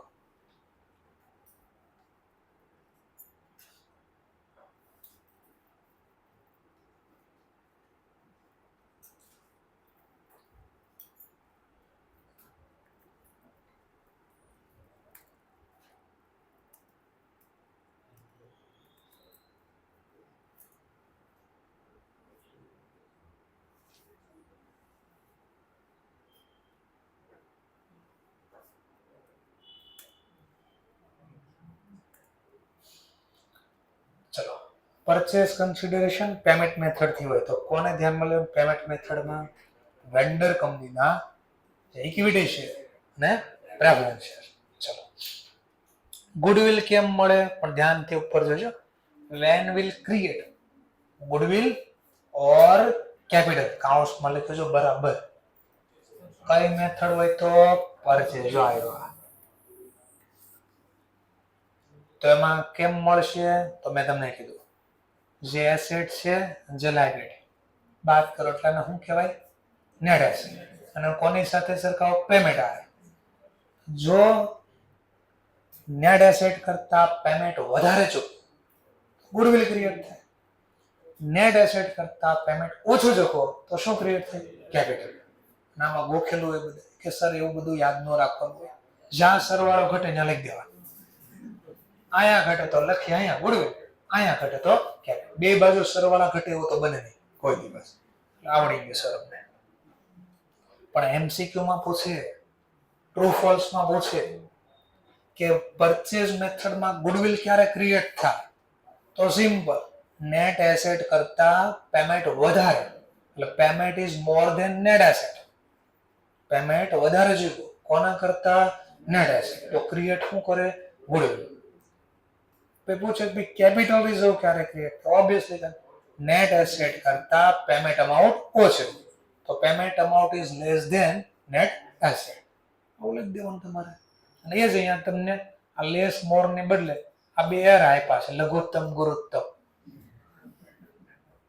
સર એમાં મને ન ખબર હોય, less than greater than. Okay, ચલો, અમને તો આવું કહેતા જો આમ બે પાંખડા હોય, આ કરજો અહીંયા તો ગુરુત્તમ ગ થઈ ગયું, આમ કરે તો લ થઈ ગયું લઘુત્તમ. બરાબર છે. તો આપણે એ બધું યાદ નથી રાખવાનું. ઇમ્પોર્ટન્સ પોઈન્ટ, પરચેઝ મેથડમાં કોઈ દિવસ ખરીદનાર કંપની વેન્ડર કંપનીના રિઝર્વને હાથ લગાડશે નહીં, કરંટ લાગશે. બટ મર્જર મેથડમાં બધું જ કવર થશે, પણ લખવું કે નહીં એની ટેસ્ટ થશે. તો એ લખ્યું છે reserve and surplus of vendor company are not taken by transfer accounts માં લખ્યું કોણ ટ્રાન્સફર એટલે પરચેઝર. સર કેમ એવું ધ્યાનથી બોલો સાંભળો. એટલે બેલેન્સ શીટ છે વેન્ડર કંપની, અહીં ક્યાંક લખ્યું છે, અહીંયા બી ક્યાંક લખ્યું છે. મેં આ બધી વસ્તુને માની લો હું ખરીદનાર છું, મેં એને ખરીદી બી લીધું સમજવા માટે, લઈ બી લીધું. માની લો 2 મહિના બિઝનેસ કર્યો, મેં કહું આ બિઝનેસમાં મજા નથી, તો હવે હું જયારે આ વેચવા નીકળી તો આને લારીમાં નાખીશ ને કે ઓલો આલુ લઈ લો, સોના લઈ લો, એની જેમ કે એક્યુમેટેડ લોસ લઈ લો, જનરલ રિઝર્વ લઈ લો, પીએનએલ લઈ લો, બોલો લારીમાં કઈ દેખાયા? આ થોડી એસેટ છે દેખાય માર્કેટમાં, અને વેચવા તો શું આવે, કઈ ન આવે. તો બોલો એક્યુમેટ, હું લારીમાં એમ કહું એક્યુમેટેડ લોસ લઈ લો, તો અડધા ગોતા લોસ છે ક્યાં પેલા એક્યુમેટેડ, ઇનવિઝિબલ છે. તો આમાં તો આપણે શું કરવી છે, ગમતું હોય અને ગમતું એવું છે સામે દેખાતું હોય. ચાલો, તો સમજાઈ ગયો મુદ્દો શા માટે ના પાડે છે? કારણ કે પરચેઝ મેથડમાં આપણી પાસે લિમિટેડ પૈસા હોય. આ લિમિટેડ પૈસામાં જે ગમતું હોય નહીં લેવાય, સૌથી વધારે બેનિફિટ મળતો હોય એવી વસ્તુ લેવાય. અને આમાં આપણી પાસે અનલિમિટેડ પૈસા હોય, આમાં ઈગો હર્ટ થઈ જાય. આપણને ના પાડે આખી કંપની ખરીદી. હવે તો મૂવીમાં જોયું છે, કોઈ કામથી આમ થાય તું કોણ કહેવા, લા આખી કંપની થાય. સમજાય છે મુદ્દો? એટલે આમાં અનલિમિટેડ પૈસા, તો માલિકને ઇન્ક્લુડિંગ માલિકની ખરીદી લે આવતો આ બાજુ જોઈએ. તો કીધું merger reserve and surplus of vendor are taken by transfer. તો જ અહીંયા આવ્યું છે, પણ સ્ટાર કરીને આપ્યો તો. કેમ સ્ટાર આપ્યો તો? લઈ તો લેવાનું છે, પણ લખવું કેટલાથી એની ટેસ્ટ કરવાની છે. ઈ પણ પાછળ લખી દીધું બધું. પહેલા લઈ લેશું, હા, ત્યાર પછી 3 સ્ટેપ આપી દીધા છે. આ 3 સ્ટેપ એટલે જર્નલ. ખરીદનારની બુકમાં પહેલી જર્નલનું નામ છે બિઝનેસ પરચેઝ એન્ટ્રી, એટલે આ પરચેઝ કન્સિડરેશન એન્ટ્રી વાળી આ પહેલી જર્નલ. બીજી જર્નલ ઓલ એસેટ ને લાયબિલિટી, એગ્રી ને બુક વેલ્યુ. એવું કેમ લખ્યું છે મેં એગ્રી ને બુક વેલ્યુ?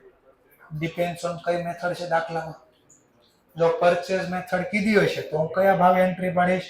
Agri value. જો મર્જર મેથડ કીધી હશે તો બુક વેલ્યુ, એટલે મેં બાજુ entry which is to cover from selling. તો આ બીજી જર્નલ લખવાની. ત્રીજી જર્નલ શું કરો? પેમેન્ટ કરો. કોને? તો પેમેન્ટ આપો, જેનથી પેમેન્ટ કર્યું લખીશ.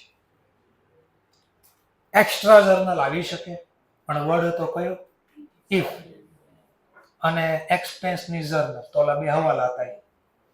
એક્સપેન્સ જર્નલ આ કયો એક્સપેન્સની વાત કરે? અમલગમેશન, જમણા શીખાય. ઇફ એની એક્સપેન્સ ઇન્કર્ડ બાય પરચેઝર, ખરીદનાર દ્વારા કઈ ભોગવવામાં આવ્યો ખર્ચો, અમલગમેશન, તો લખશું આપણે. આર્યું લખવાનું કીધું, આ ગમે એ મેથડ લખશું. કયા નામથી લખવું આગળ શીખશો. ચલો ત્યાર પછી પાછો વર્ડ શું થયો? If there is any statutory. જો આપણે વેન્ડરને ચોપડામાં કાંઈ સ્ટેચ્યુટરી રિઝર્વ દેખાતો હોય તો આ મેથડમાં તો કોઈ મગજમારી નથી. કેમ? ઓટોમેટિક. તો હવે જો આ જર્નલ લખો અને કાઉન્સમાં ઈ લખ્યું ક્યારે? This journal record only for purchase method. કેમ મર્જર મેથડમાં એવું ન લખ્યું મેં? બીકોઝ ઓલરેડી આવી જાય એટલે એરો મારીને બી દેખાડ્યું કે આ છે અહીંયા, એટલે એને એક્સ્ટ્રા નથી લખ્યું. ક્લિયર? ઓકે. શું જર્નલ લખજો? પરચેઝ મેથડ હોય તો amalgamation adjustment reserve account debit to statutory. આ સ્ટેચ્યુટરી રિઝર્વનું જે નામ આપ્યું એ લખજો તમે. તમે એ જ લખ્યું, amalgamation adjustment reserve debit to statutory reserve. ચલો ત્યારબાદ જે ટેસ્ટ રિઝર્વના બધા નામ આપ્યા. સ્ટેચ્યુટરી રિઝર્વ કયા છે? તો નામ છે આ જર્નલ લખ્યા પછી આને દેખાડશો ક્યાં? આને દેખાડશો ક્યાં? તો સિમ્પલ રિઝર્વ એન્ડ સરપ્લસ ના ટાઇટલ નીચે. આ ડેબિટ બેલેન્સ છે તો નેગેટિવ સાઇન કરીશ, આ ક્રેડિટ બેલેન્સ છે તો ક્રેડિટ સાઇન કરીશ.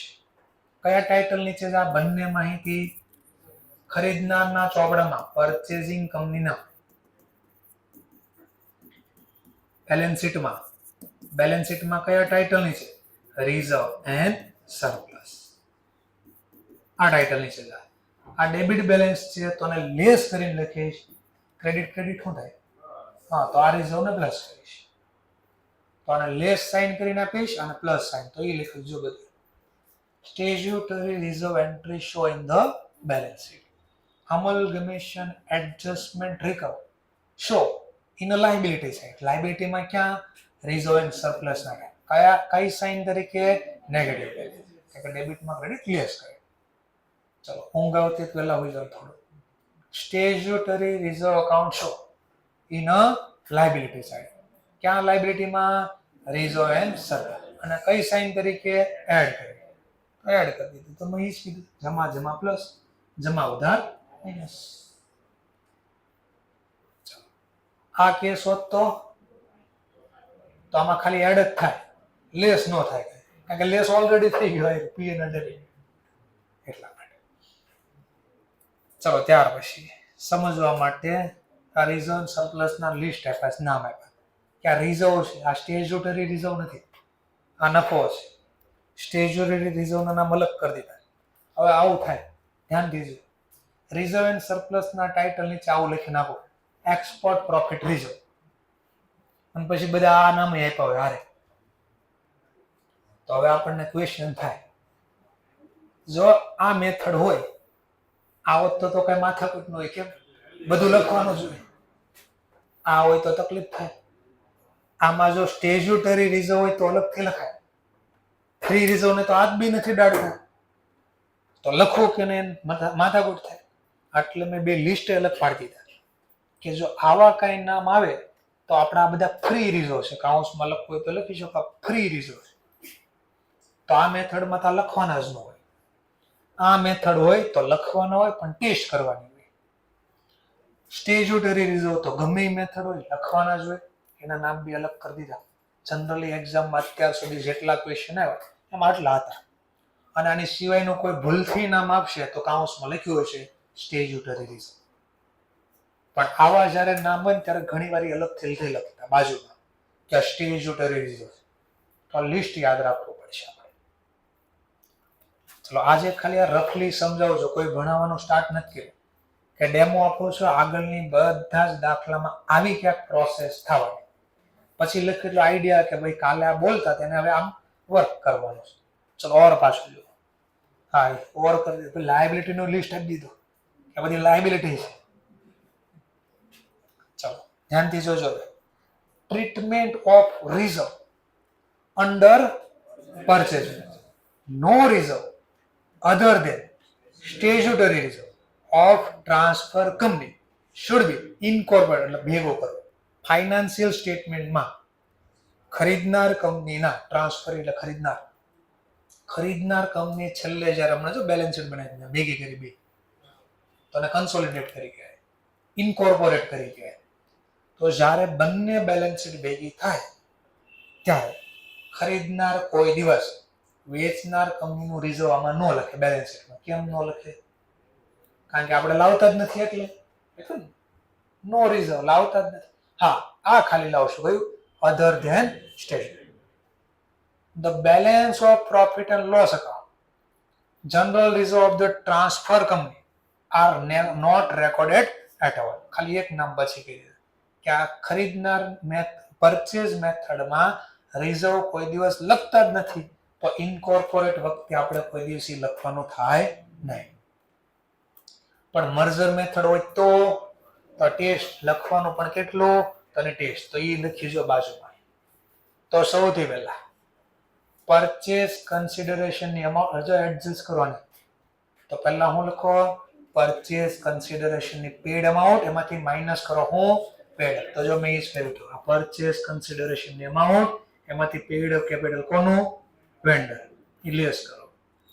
જો તમારો જવાબ એમ કે નેગેટિવ આવે, પોઝિટિવ આવે એવું લખીએ સમજવા માટે. આપણે અહીંયા પેલા 2 ને 10 લખ્યા હતા, હા 1 ને 80 લખ્યા પેલા, અને પછી 1 50 હતા. તો જો પોઝિટિવ જવાબ આવ્યો કેટલો? આ પોઝિટિવ જવાબનો મતલબ આપણે એક્સ્ટ્રા પેમેન્ટ કર્યું છે. માલિકે રોક્યા હતા કેટલા? વેચનાર કંપનીના માલિકે, પણ હું એને આપું છું કેટલા? તો મેં નુકસાન કર્યું, પણ સામે મને વેચનાર કંપનીનો રિઝર્વ મળે છે. તો એક બાજુ નુકસાન, બીજી બાજુ એનો જ નફો મારવાનો. તો એને સેટઅપ કરો, રાઇટ ઓફ કરો. તો લખ્યું છે પેડ અપમાં શું લેવાનો? ઇક્વિટી શેર અને કોનો? Of transferor company. And if answer is a positive, જો પોઝિટિવ આન્સર આવ્યો, આનો મતલબ શું થાય? પોઝિટિવ નો આન્સર. આપણે એક્સ્ટ્રા પેમેન્ટ કર્યું છે, તો એક્સ્ટ્રા પેમેન્ટને પહેલા રાઇટ ઓફ કરવા માંડી વાળો. ક્યાંથી માંડી વાળો? જનરલ રિઝર્વ અને પી. કોનું? ટ્રાન્સફરિંગ. જેમ કે આપણે કેટલું હતું રિઝર્વ? આપણી પાસે 50 હતું, તો આપણે એક્સ્ટ્રા કેટલું આપ્યું? 30. તો પહેલા માંડી વાળે 30 એ 30. હવે કઈ જનરલ રિઝર્વ વધ્યું મારા પાસે? હા, વેન્ડર કંપનીમાં 50 માંથી 30 વપરાય. કેટલા વધ્યા? 20. હા, તો હું 20 પછી અહીંયા લખી શકું, એટલે જો સ્ટાર. તો હું જે બોલું છું એ બધી સ્લાઇડ છે, અને આ શીખવાનું છે આપણે. ચાલો બસ હવે દાખલા બનાવી દીધા. એમાં હું આવ્યું પાછું?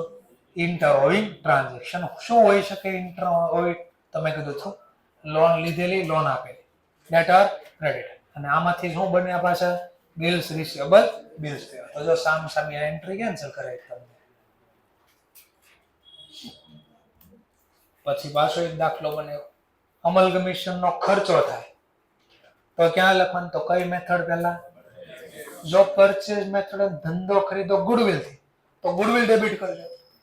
જો ધંધો ખરીદો ત્યારે કેપિટલ રિઝર્વ ક્રિએટ કરજો, તો કેપિટલ રિઝર્વ ડેબિટ કરજો. અને ક્યારેક બે આવશે, કઈ રીતે મારે સમજાવવાનું છે.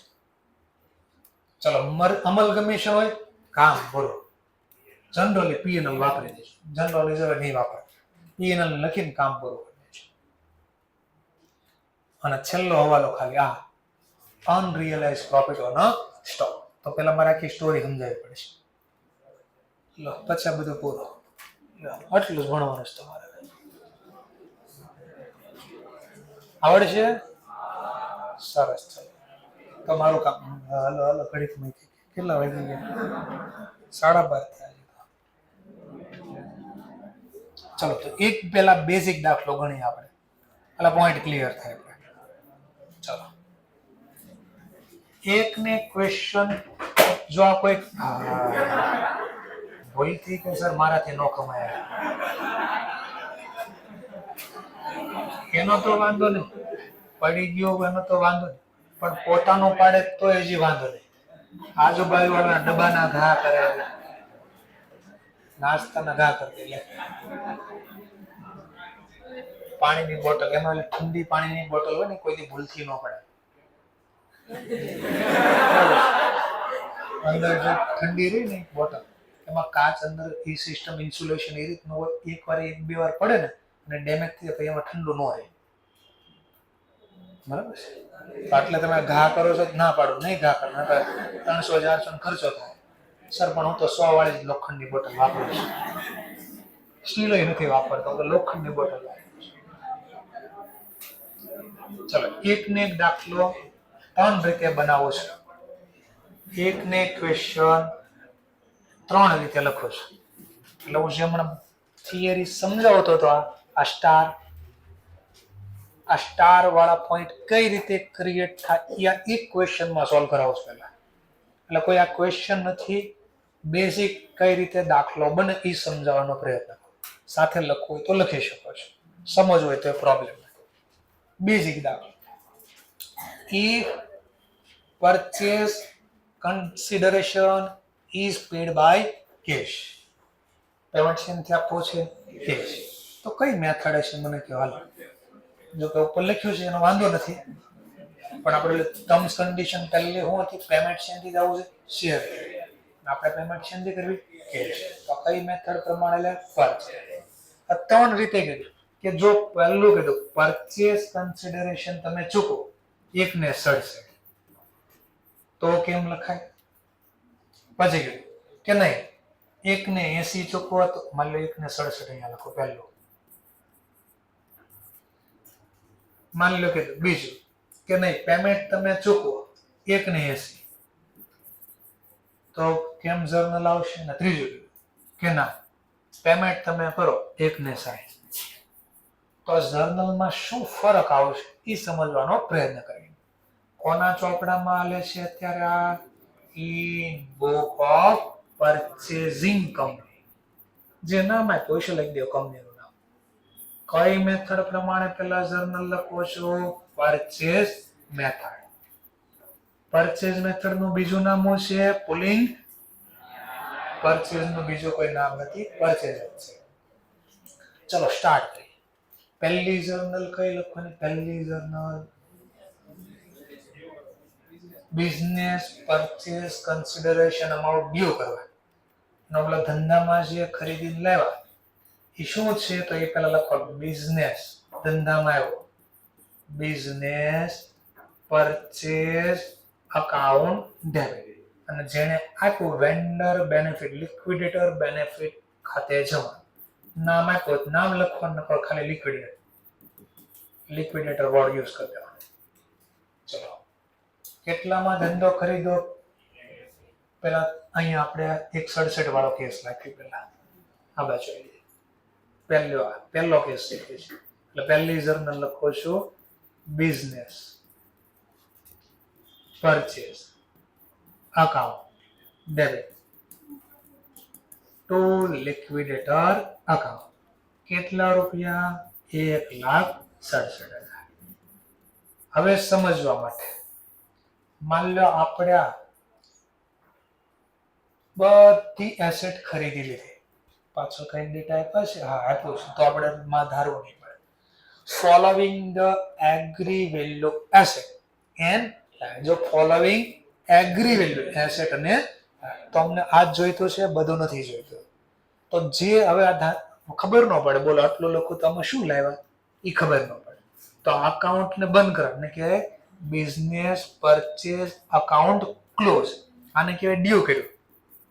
Business purchase consideration amount due કરી ચૂકવવા પાત્ર કે ધંધો આવ્યો ને એટલા દેવાના અને કહેવાય business purchase consideration amount due. બાબત જે કોઈ પણ આમાં શું લાવવા એ ખબર ન પડે તો એ ખાતું બંધ કરો તો business purchase consideration account close કરું છું.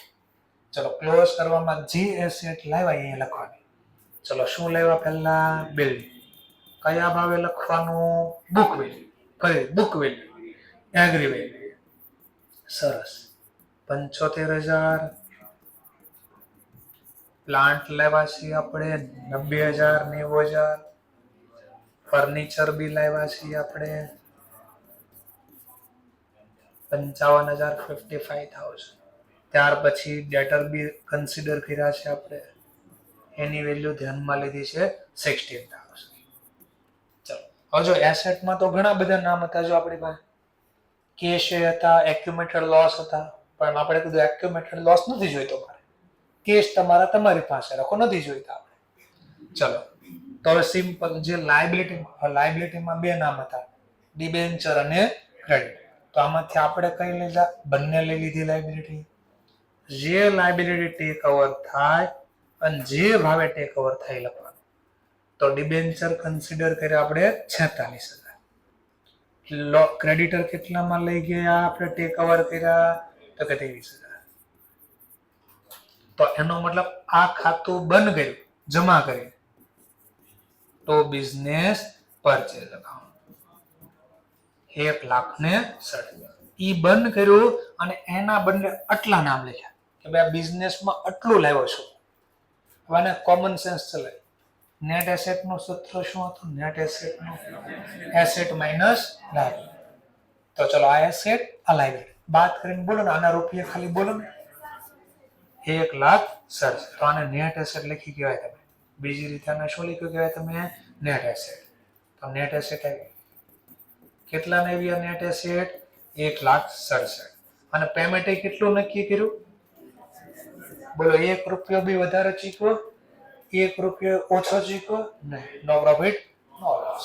તો પહેલો ક્વેશ્ચન એવો રાખ્યો જેમાં કોઈ પ્રોફિટ લોસ ક્રિએટ ન કર્યો. ચલો પેમેન્ટ આપો. ત્રીજું જર્નલ અને કે business purchase account close. Business purchase account close કરી દીધો. આ નામ લખી બંધ કરી દીધું. હવે પેમેન્ટ આપો. છેલ્લી જર્નલ હવાલાવાળા ટોપિક અમે એડ જ નથી કર્યા. બેઝિક દાખલો રાખ્યો પહેલા. ચલો તો લિક્વિડેટર પૈસા લઈ ગયો. બેનિફિટ રિસીવર અકાઉન્ટ કેટલા દેવા નક્કી થયા હતા? 167. અને પેમેન્ટ કેમથી આપવાનું કે છે? કેશ. તો કેશ થી પેમેન્ટ આપી દો. સિમ્પલ. તો કેશ કેટલા થઈ ગયા? 1,67,000. એટલે દાખલો પૂરો. જો આમાં નથી અમલગમેશન નો ખર્ચ,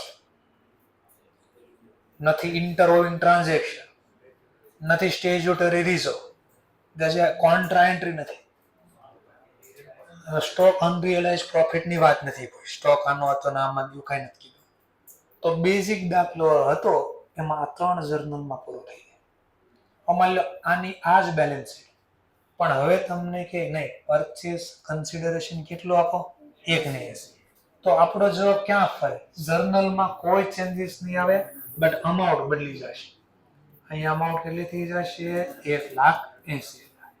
અને આની જ અસર આવશે. ચલો બીજી જર્નલ શું લખશું આપણે? તો બિઝનેસ પરચેઝ અકાઉન્ટ ક્લોઝ કરો. ક્લોઝ કરો એમાં લખો પહેલા શું લેવા? તો જે ભાવે લેવાય. બિલ્ડિંગ અકાઉન્ટ બિલ્ડિંગ કેટલામાં લેવા? 75,000. પ્લાન્ટ બી લેવા. Plant account debit 90,000. ઓર શું લેવા આપણે? Furniture account debit 55,000. ડેટર બી લેવા. ડેટર અકાઉન્ટ ડેબિટ કેટલા લેવા? 16,000. ચલો લાયબિલિટી બી લેવા. તો લાયબિલિટી ના નામ લખી દેવાનું. લાયબિલિટીમાં લેવા મેડિવેન્ચ 46,000. ક્રેડિટર ના કેટલા પે કર્યા છે આપણે? 23,000. તો આનો મતલબ કહેવાય નેટ એસેટ. બોલો નેટ એસેટ કેટલાની લેવા? 167. બટ હું ધંધો ખરીદીને લાવ્યો કેટલામાં? 1.80. તો ખાતું બંધ કરો. બિઝનેસ પરચેઝ અકાઉન્ટ ડેબિટ વાળું ખાતું બંધ કરવા ક્રેડિટ. તો વિચારો મને એસેટ કેટલામાં મળી, બટ હું પેમેન્ટ કેટલું આપું છું? વધારે ચૂકવો. તો જો અહીંયા લખી દો. એટલે જ આ થિયરી લખી દઈએ. ગુડવિલ ક્યારે ક્રિએટ? જોજો દેખ net asset take over by purchase. એની કરતા શું વધારે હોય? પરચેઝ. તો આ થઈ ગયું. આ નેટ એસેટ અને એના કરતા વધારે છે. તો ધંધામાં શું ક્રિએટ કરે? ગુડવિલ. અને એમ ન ખબર પડે સરવાળો મેચ ન થાય. બોલો ને આનો સરવાળો ખાલી આટલાનો જમાનો સરવાળો 236. ઉધારનો સરવાળો બોલો. તો બે સરવાળો મેચ છો નહીં. જમા બાજુ વધારે સરવાળો. કેટલો વધારે છે? તો અહીંયા એટલે એનો મતલબ અહીંયા ઘટે છે. કેટલા ઘટ્યા? જો ફરીથી પહેલા જમાનો સરવાળો બોલો. 2 હોય. તમે ડબલ એન્ટ્રી સિસ્ટમમાં શીખા. જેટલા ઉધાર થાય એટલા જમા થાય. તો આ 249. હવે આનો સરવાળો બોલો. 2 લાખ. તો બોલો ઉધાર જમા સેમ થયા નહીં. તો ઉધાર બાજુ સરવાળો મેચ કરવા ઘટે છે. તો 13,000 ઘટે કયા નામે આવે? ગુડવિલ. તો પહેલો સ્ટાર વાળો પોઈન્ટ આવી ગયો. લખ્યું તો ને મેં, તો એ ક્રિએટ કરાવી દીધું આપણે. તો સિમ્પલ નેટ એસેટ કરતા જો તમે પેમેન્ટ વધારે કરો તો શું ક્રિએટ થાય? ગુડવિલ. અને એવું ન ખબર પડે તો જેને નથી ખબર પડતી એને ગોખતા શીખવાડ્યું આપણે. એવું જ કહી શકાય ને. બાબત છે same to same. Business purchase account close. છેલ્લી જર્નલ પેમેન્ટ આપી ગયો. Liquidator account debit to cash account. Rupees પ્રમાણે વાત કરો તો 1,80,000. આ વખતે 1.80 ડિસાઈડ કર્યા. 1.80 આપ્યા. તો જેનો મતલબ 3 વાર રિપીટ કરું છું આ પોઈન્ટ, એટલે સેટ થઈ જાય મનમાં કે આ રીતે આપણે અકાઉન્ટિંગ કરવાનું છે. ચલો થર્ડ ટોપિક, માની લો આ ક્વેશ્ચન અગેન. હવે નક્કી કર્યું કે બિઝનેસ પરચેસ કન્સિડરેશન આપણે પે કરવો છે 1,60,000. તો પહેલી જર્નલ એઝ ઇટ ઇઝ, નામ ખાલી સેમ હશે, અમાઉન્ટ બદલશે. Business purchase account debit to liquidator account 1,60,000. બાબતે તો સેમ ટુ સેમ લખશું, business purchase consideration amount due. ચલો પણ આમાં શું ખબર નથી એટલે ધંધો ખાતો બંધ કરીને ધંધામાં જે આવ્યું એનું નામ લખશું. ચલો પહેલું શું લઈએ આપણે, બિલ્ડિંગ. બિલ્ડિંગ આવે તો ઉધાર કયા ભાવે લાવ્યા, 75,000, અહીંયા લખ્યું છે. ચલો બીજું શું લઈએ આપણે, પ્લાન્ટ 90,000. ફર્નિચર 55,000. આમાંથી દેખાય છે ઘણા ચોપડા પેક કરવા મળ્યા છે. 55,000. ડેટર અકાઉન્ટ ડેબિટ 16,000. ચલો ટુ ડિબેન્ચર અકાઉન્ટ 46,000. ઓર લાવ્યા આપણે ક્રેડિટર, તો ટુ ક્રેડિટર અકાઉન્ટ 23,000. અને બિઝનેસ પરચેસ ડેબિટ વાળો ખાતો બંધ કરવા ક્રેડિટ. બિઝનેસ પરચેસ અકાઉન્ટ, આ વખતે બિઝનેસ પરચેસ કેટલામાં છે, 160. અને મેં કીધું એ પ્રમાણે ઓલું કેટલું એમ ન ગણો તો કે આનો સરવાળો કેટલો થાય, ઉધારનો પહેલા 2,00,000 ને, તો જમાનો સરવાળો બોલો જરા, 229. તો કઈ બાજુ સરવાળો ઘટે, ક્રેડિટ સાઈડ. કેટલા ઘટે, 7. બસ આવું યાદ રાખો, ટુ કેપિટલ રીઝન. બટ આના બદલે આપણે આમ શીખવાનું છે, આ રીતે ગોખવાનું નથી. નેટ એસેટ કેટલાની રીતે આપણે 1,67 જાય નેટ એસેટ એટલે હું લખતો થઈ અહીંયા સુધીનો ટોપિક આખો નહીં, અહીંયા સુધી તો નેટ એસેટ કહેવાય. નેટ એસેટ આવી 1,67. બટ મેં પેમેન્ટ માત્ર કેટલો આપ્યો, 160. તો જો આ થિયરી કવર થઈ ગઈ આપણી પાછી કે નેટ એસેટ ટેક ઓવર થાય એ ઓછી છે કે વધારે, કોના કરતા, પરચેસ કન્સિડર. તો પરચેસ કન્સિડરેશન 1,60 પણ એના કરતા નેટ એસેટ વધારે છે, તો ધંધામાં શું ક્રિએટ કરે, કેપિટલ રિઝર્વ. તો કેપિટલ રિઝર્વ આવી ગયો બીજો સ્ટાર વાળો ટોપિક. તો એક ક્વેશ્ચન તમે બંને રીતે શીખો છો. તો આ ગુડવિલ વાળો ટોપિક શીખી ગયા અને આ જ ક્વેશ્ચનમાં આપણે કેપિટલ રિઝર્વ ક્રિએટ કરતા બી શીખ્યું. છેલ્લું પેમેન્ટ આવી ગયો, લિક્વિડેટર અકાઉન્ટ ડેબિટ. પેમેન્ટ શેનથી કર્યું, કેશ. તો કેશ રૂપીસ પ્રમાણે 1,67,000, 60,000. સરસ, લાગુ થઈ ગયો. તો આ જે ડેમો હતો એ આ તમને લખેલી બધી સ્લાઇડ સમજાવવાનો પ્રયત્ન કરતો હતો. શું કહે છે આટલા જે પોઈન્ટ હતા એ ક્વેશ્ચનના ફોર્મમાં સમજાવે, નાનો ક્વેશ્ચન. ઓકે, ચલો thank you very much. Next લેક્ચરમાં પાછા મળીશું.